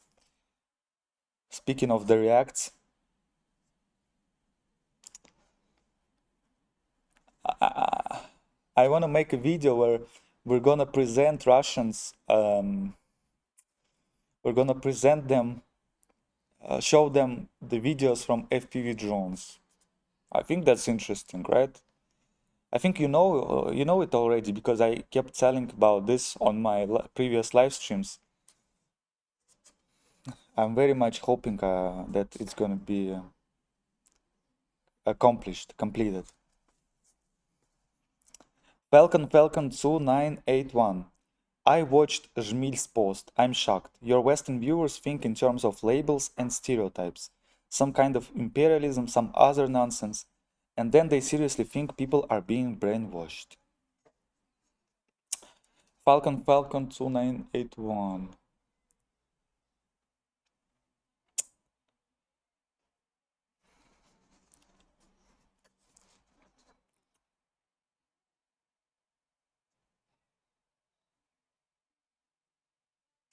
Yeah, there are such viewers, but I wouldn't say that this is my whole audience of such people, right? It's not the whole audience. It was just a like small snippet of this audience.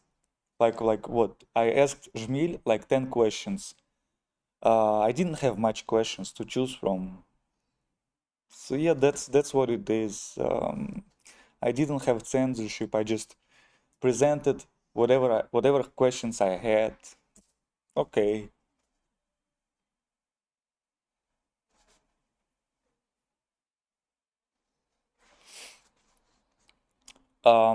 Who's fan 14 like? I am Mrs. Haha. My new name after I became a woman is Anastasia.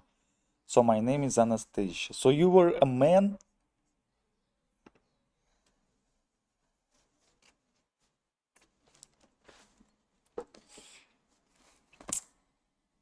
I remember this video that I saw on X.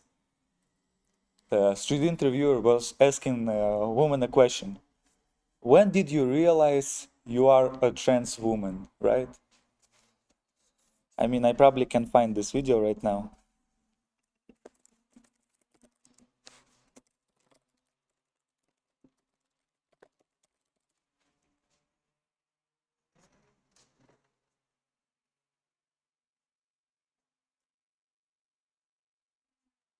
Ah, no. It's gonna take a long time to find this video. PCHRKS. Hey, mister, what do you think about Baltic states? Are they demonized by Russians? Will you ever visit Latvia, Lithuania, Estonia? Mr. VCHRKS, I already visited these 3 countries. I have friends from some of these countries.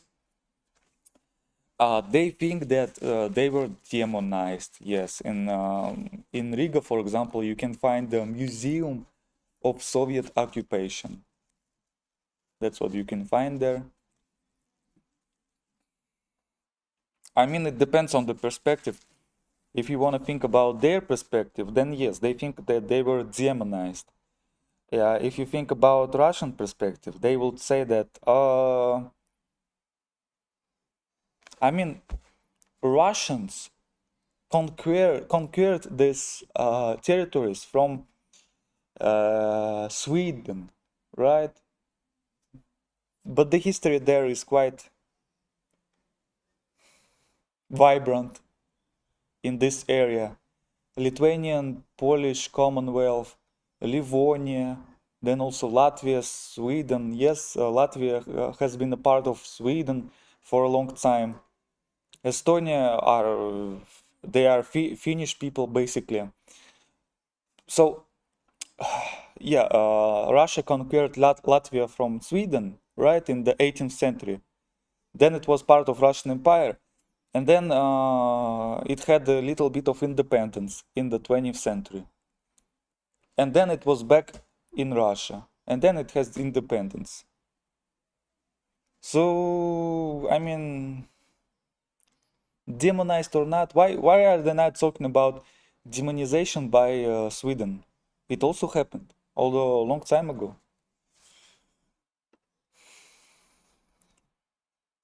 Best Kiwi 469. I'm sure you are not bothered by your little failure, but I think you understand that because of this format, you got such a response from Жмиль's audience. As a Russian-speaking person, it was very jarring to hear you trying to speak in both languages. I think Vladislav himself wasn't satisfied either, as the free format was more appealing to him. Okay, this is not really, I was innovating. Who else were doing such thing? Me, okay. I did the first step in this field. Invited Жмиль, Russian speaking, to English audience. Okay, next time I'm gonna hire translator. It's an innovation, ladies and gentlemen, innovation, if you think about it. Innovation. Yeah, next time I'm gonna invite Mikhail Svetov. Hopefully he agrees. Maybe I need to invite someone else, right? I think it's a very great idea to invite Russian politicians or maybe some popular bloggers to explain their ideas to the English audience. It's quite intriguing, exciting. Yeah. No, I'm not actually, of course, bothered by my little failure, but I'm excited to read the comments. What do people say? Let's see. Ooh, ladies and gentlemen, let's see what people say.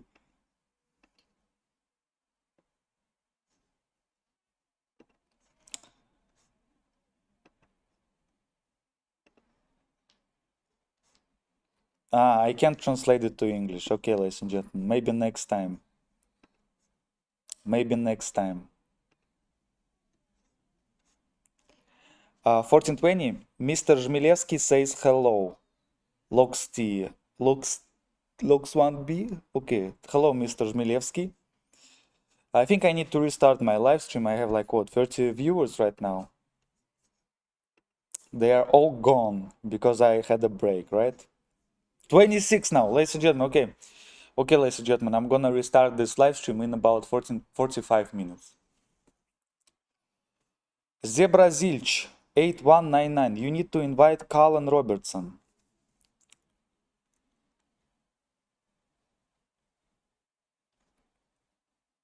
You need to invite Colin Robertson.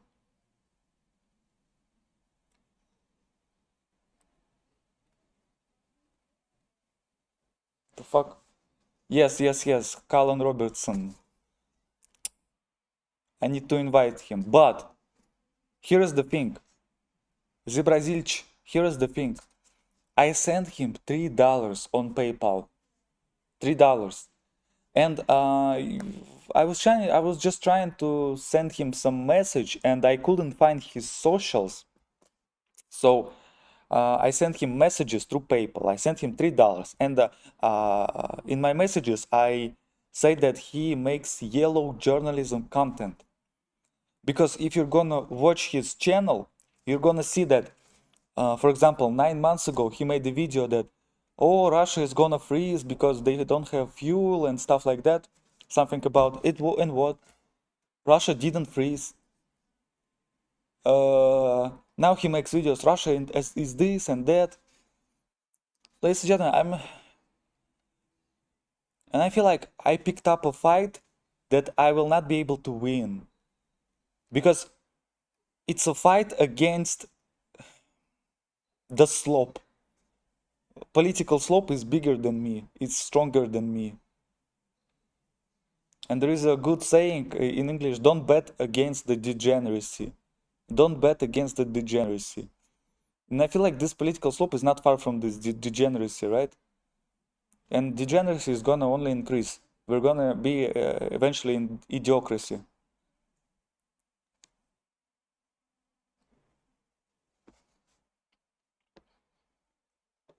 And such videos are just the beginning. Russia is this and Russia is that. No, ladies and gentlemen, Russia is not this and Russia is not that. Putin is gonna stay for a long time. Russia is gonna stand for a long time. Economy is not gonna go to crumbles. Okay, and whatever you see is saying the otherwise, they just want to tranquilize you. They just want to feel you, they just want you to feel, I don't know what but they probably want to get YouTube money and likes and engagement. Vadim V4R, happy birthday. Yeah, the stream was okay. I just should, you just should have said parity compromise. Yes, I stuck at this sentence, parity compromise. It was. Thank you, Mr. Vadim for for your kind comment. Thank you. Thank you. Hih 9017. Haha, I saw the. Haha, увидел. Haha, you saw the negative comments and you immediately hid it. No. It wasn't possible to translate the comments into English. I pressed the translate into English. I don't know if you saw it because. Look. Do you see this? The context menu. Do you see the context menu right here, right here?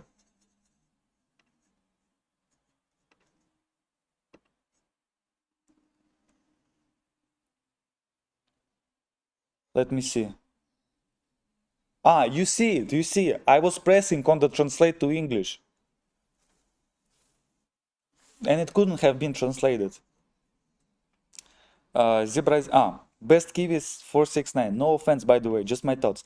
I think we've got few people like you who are linking both English and Russian people. Yes, Best Kiwi, yes, 469. Thank you for your comment. That's true. That's true. On my next stream, I'm just gonna do better. Much better. Stronger. More beautiful. So that they will not put such fucking... What is this? No, I gotta bring back my facial hair because it's not really going great. Zibrazil H8199. He's the reporter from Ukraine. Yeah, I guess he gets involved in that partisanship because he's at the front of the war. Honestly, I haven't watched enough of Carol Robertson to see the yellow journalism that you refer to, Kaolan.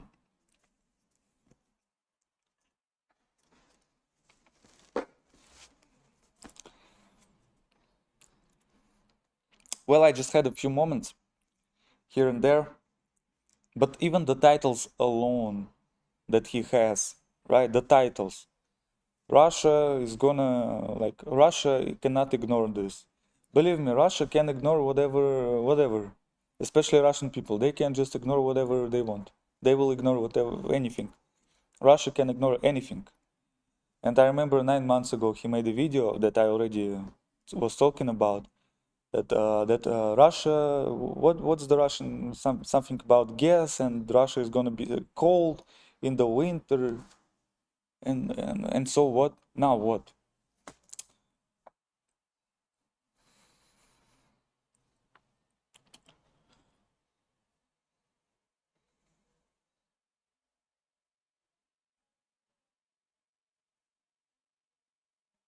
I just don't like the slap, just a slap in general, and political slap also. And when it's about my country, right? I am from Russia, and I guess people from other countries are very used to bashing Russia about any topic. Like he doesn't even live in Russia. He only learns about Russia from the same from, I guess, BBC or whatever else. I guess what I want to say, maybe he is one-sided.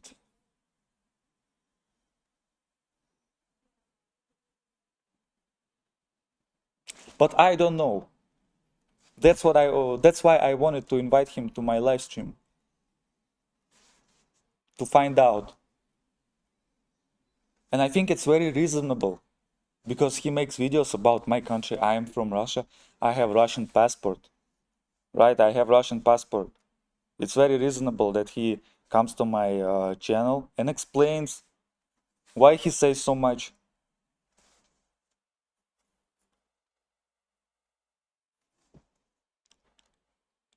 Zebrazil age 1899. I'm hearing what you're saying, but he's there seeing all the coming and drone hunting of civilians.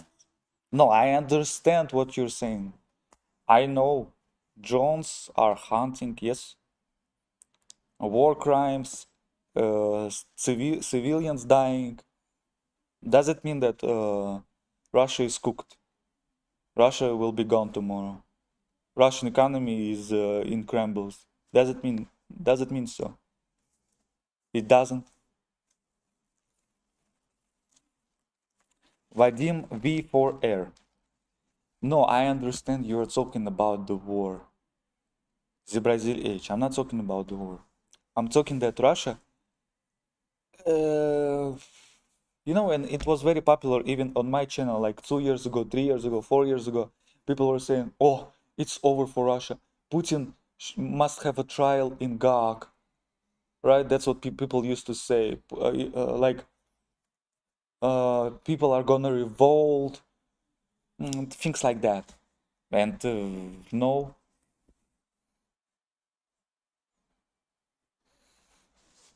Zebrazil H. Okay, sorry. Vadim V4R. It's okay. It's just that Russian mixed with English can be difficult. I was just kidding, like I got an A in English.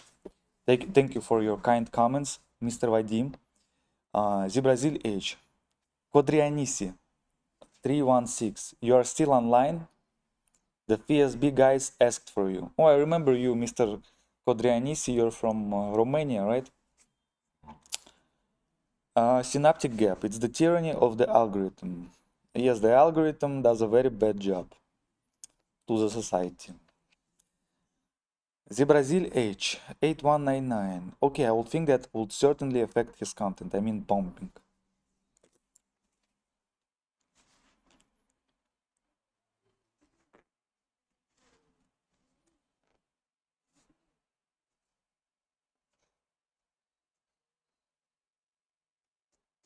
What I think we need more content,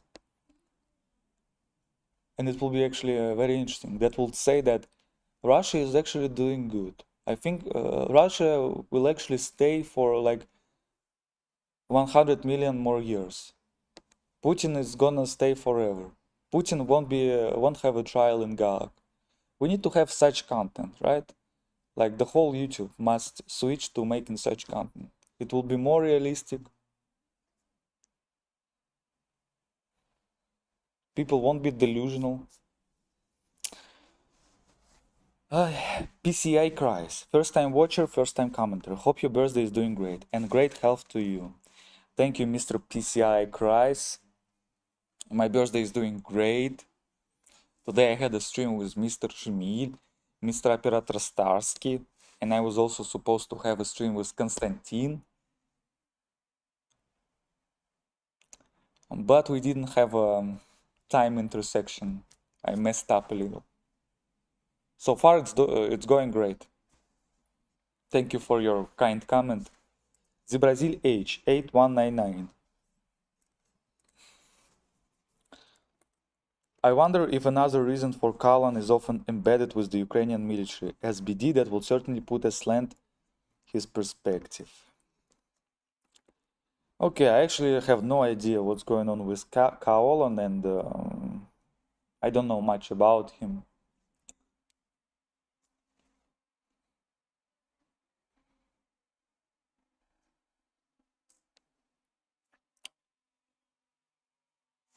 That's about it. 39 people. Hello, ladies and gentlemen. Let's look at the comments. So, ladies and gentlemen, maybe not all of you noticed I have a video with Mr. Жмиль.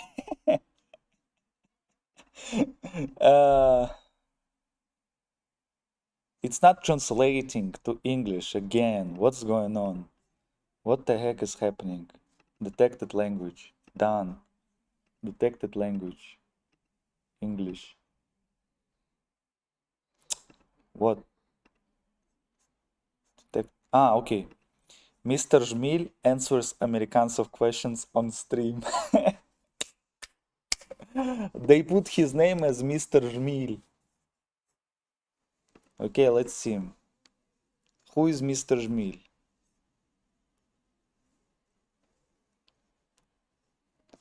Respect to Markin for his... Fuck, my teachers are better at stammering English than this miracle. Literary attempts to reach... Oh, we is Anglia, Great Britain. When you want to appear English, but in reality your level is that of a rural primary school teacher, English teacher. Alright, ladies and gentlemen, I see. People are competing in who can insult me better. Oh. Damn, why is this guy's English so shitty? This is very hard to watch. Oh, ladies and gentlemen.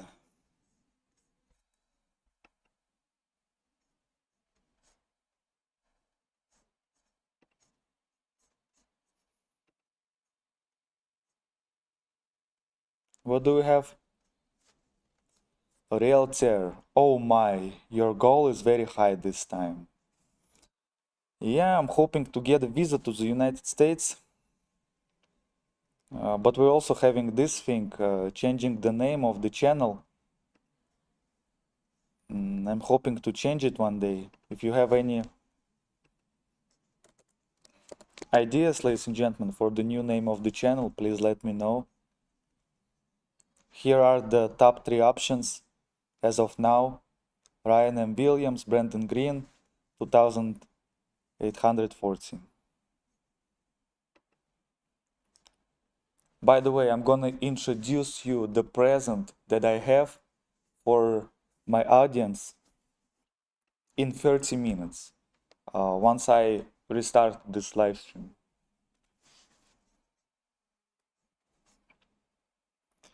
Clement Green, it's better than it used to be.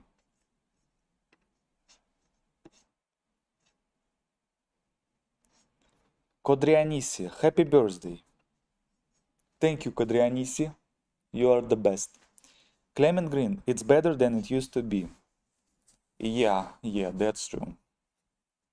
And as I already said many times on my live stream, I'm gonna repeat myself. I hope it's fine. So, as I said, every day I read the dictionary for 3 minutes at least. Yeah, so it's on my to-do list. open the dictionary and read it. And also I have Oxford Idioms Dictionary. It's called something like that. It's a list of idioms. The recent word that I learned was circumlocution. Circumlocution means when you want to explain something, but you are overstretching the explanation. You have too many words to explain some idea. Too many words. Circumlocution. Basically, it's beating around the bush. And that's what I learned in the Oxford Idioms Dictionary.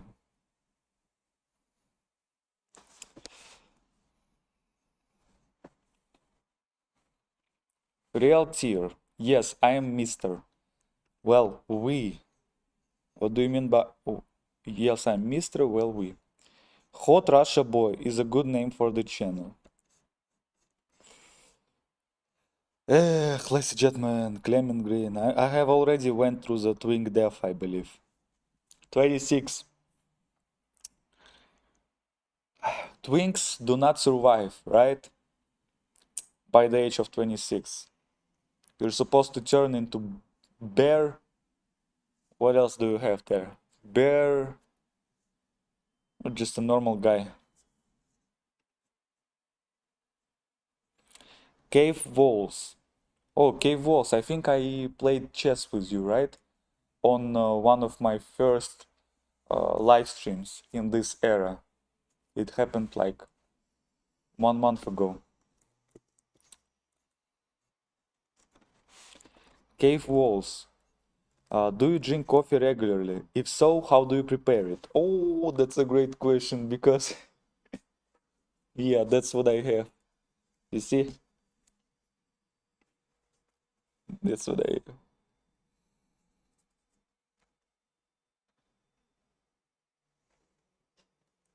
Yeah, that's how I'm preparing it. I'm just, simple preparation. Just push button, boom. Latte, sweet, 0%, pay.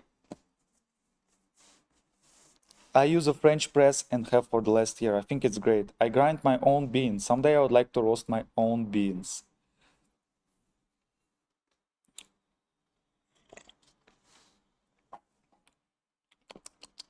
It was staying here for like 7 hours. You know what, ladies and gentlemen, I like coffee.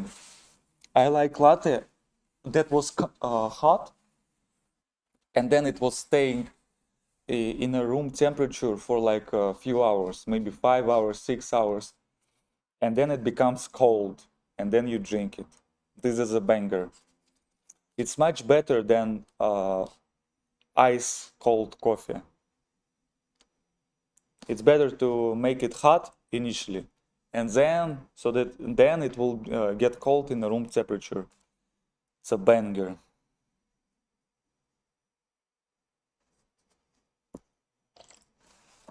Mr. K. Walls, by the way, where do you live? I mean, you don't have to tell me, but maybe one day you can even grow beans, right? With all the global warming. Just wait 10 years and you will be able to grow beans, coffee beans, in your place. EBC 3C 5222 BDOF. Good evening. Good evening, Mr. Yeah, just good evening. Clement Green, you need a list of idioms for a rainy day. Bush as in put, not bush as us. Put, bush. Thank you, Mr. Clement Green. I personally really appreciate when people correct me. Yeah, Clement Green do it quite frequently, and I appreciate it. Yeah, a lot of other people, they are very shy, I guess, right, to correct it. For example, today I had a stream with the Mr. Operator Starsky, and apparently I had an echo during the stream. And only 2 people pointed out. 2 people out of like 100 people. They say, Daniel, you have echo. I appreciated this comment. And I appreciated that there are people that are not afraid to correct. A lot of other people, they are afraid to correct. They think, oh, that's how it's supposed to be, I guess, right? That's what people think. But thank you, Mr. Clement Green. PCI cries. Idioms are important.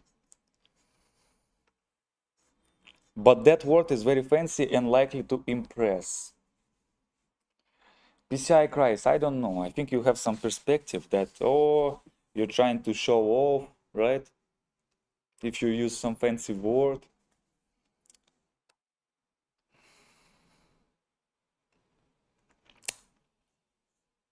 But there is a Russian poet, Mayakovsky, and his poems cannot be translated to English because of this, because the pronunciation also matters in his poems, and the size of the sentences in his poems are not constant, right? And his poems are not just words, but it's also pronunciation, etc. But what I wanted to say, so there is a poet, Mayakovsky, and I like his the snippet from one of his poems. And I'm not sure how I'm going to translate it to English right now, but let me say it.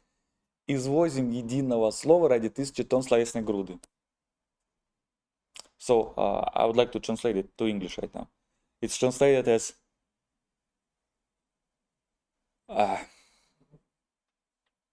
извозим единого слова. Okay, we use 1,000 words. For one word, we use 1,000 of tons of words.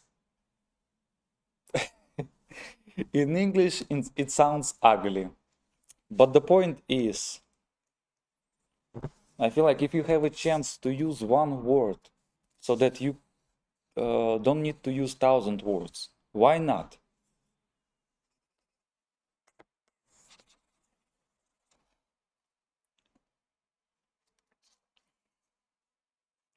Synaptic gap.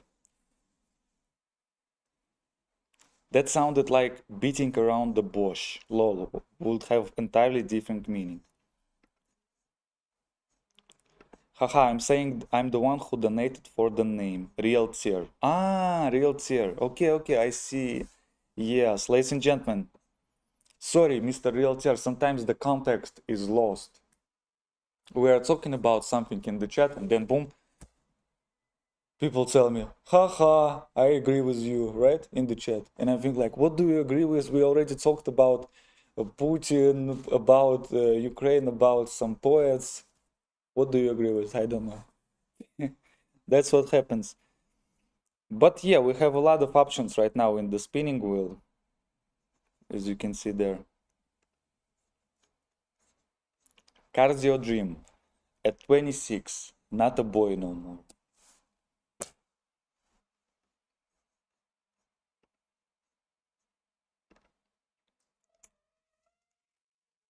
Cardio dream, you see, I was born a grandpa, actually.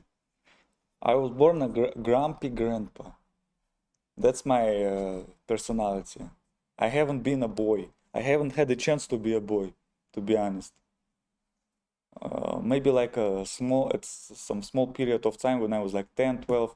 But then I was grumpy. I was thinking like, what the fuck is going on in this world? But anyway, people were saying that I'm not a boy anymore since I was like, what, 19? 18? Okay, maybe a boy. 19 or you are Mr. Daniel now.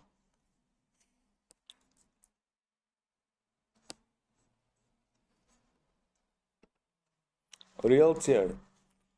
It was just a joke. Just saying I already knew about the name thing since you were telling me about it. After reading my comment, happy birthday, buddy. Thank you, Mr. Real Tier. What was your option, by the way? What was your option?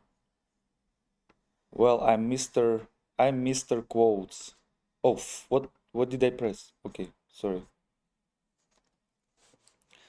RH16098. What do you think of Sergei Tikhanovsky's recent forest strike against Lukashenism? I think Belarusian president will definitely step down after this. Forest strike? I haven't heard about it. And I honestly, I'm not really well versed in the Belarusian politics. But this Sergei Tikhanovsky guy, he, I believe, scammed people, right, for like 1,000 euros. That was very, I don't know. I don't want to say smart, but like, what heck was it? Clement Green, perfect, Clement Green. I have 33 people on the stream. Hello, ladies and gentlemen. In about 18 minutes, I'm gonna restart the live stream and I'm gonna introduce you the gift that I have.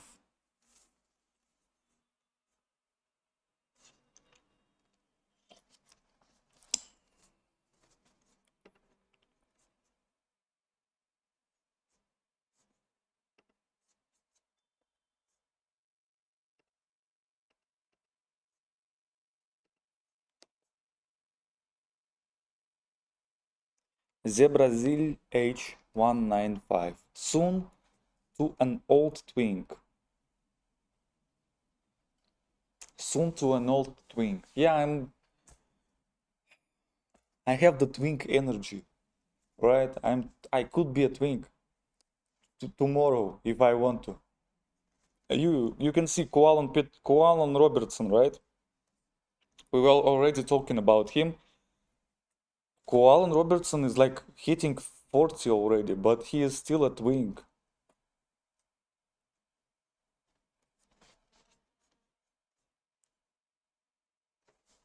Kodrianisi 1316. Why no cake, no coke, no fancy champagne, no naked girls on the party?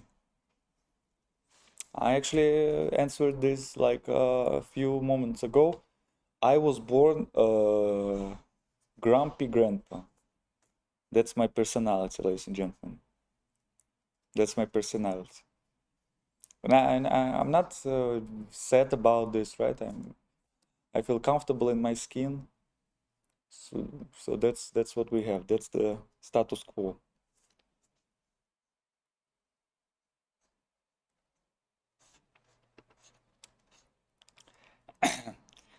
Человек 1074.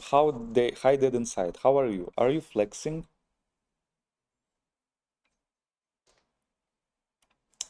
A real tear. Daniel Ryan or something. You changed it and talked about some fashion thing that uses quotes. Haha.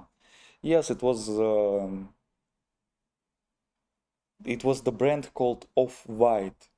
This is the brand, and they put the quotes everywhere. And I thought I'm gonna change the name of the channel to Quotes Daniel Ryan, and it will be like a allusion to Off-White. That's what it felt like. I hope not. When I was creating my channel, I didn't want to associate with anything. I wanted to stand out, be unique. That's why I refused a Russian-related name, like for example, Real Russia or Daniel from Russia.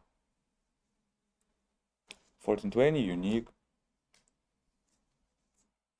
And so, if I'm gonna put quotes in the name of the channel, it's gonna be like it's like allusion to Off-White and. But anyway, you paid for it, so we will see. We're getting very close to spinning the wheel, by the way. Very close. Like 100 more streams and yeah. Vasya VC Vovo 5275. Hi Baby Bjorn and Ziables. Hello. Kodrianisin 316.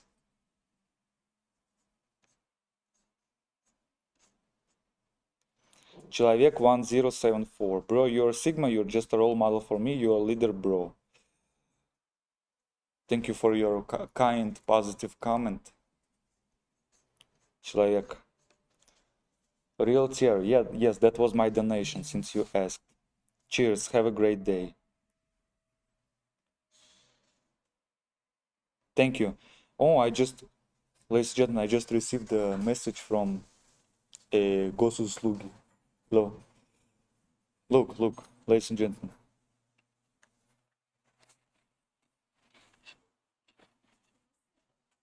So the Russian government just sent me the message on my email.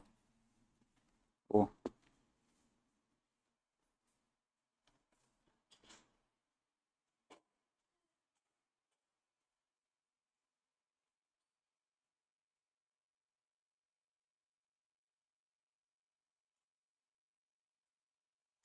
Yeah, I hope you could see it, ladies and gentlemen. So as I said, the Russian government sent the message to my email. It says, "Happy birthday, Daniel Igorevich." Daniel Igorevich. My name is Danil Arain, but they say Daniel Igorevich because Igorevich is the name of my father, Igorevich. Igor.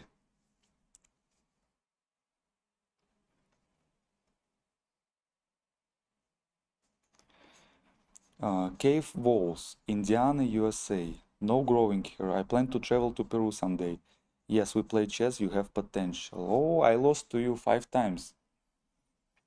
But I like the blitz, right? I understood the strategy of blitz. You just need to put your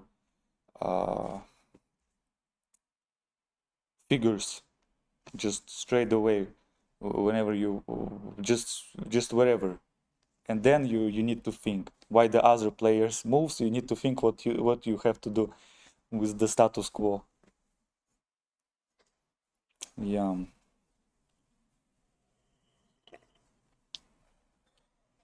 $34. Hello, ladies and gentlemen. Hello.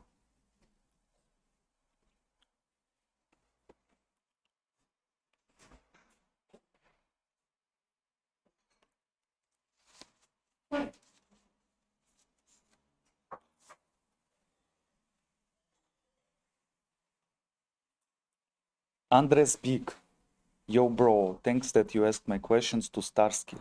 You also say that I'm probably Russian, but I'm Ukrainian. I just don't like patriots who are so pro-war and at the same time they are abroad. Yeah, I got you. Andres Big.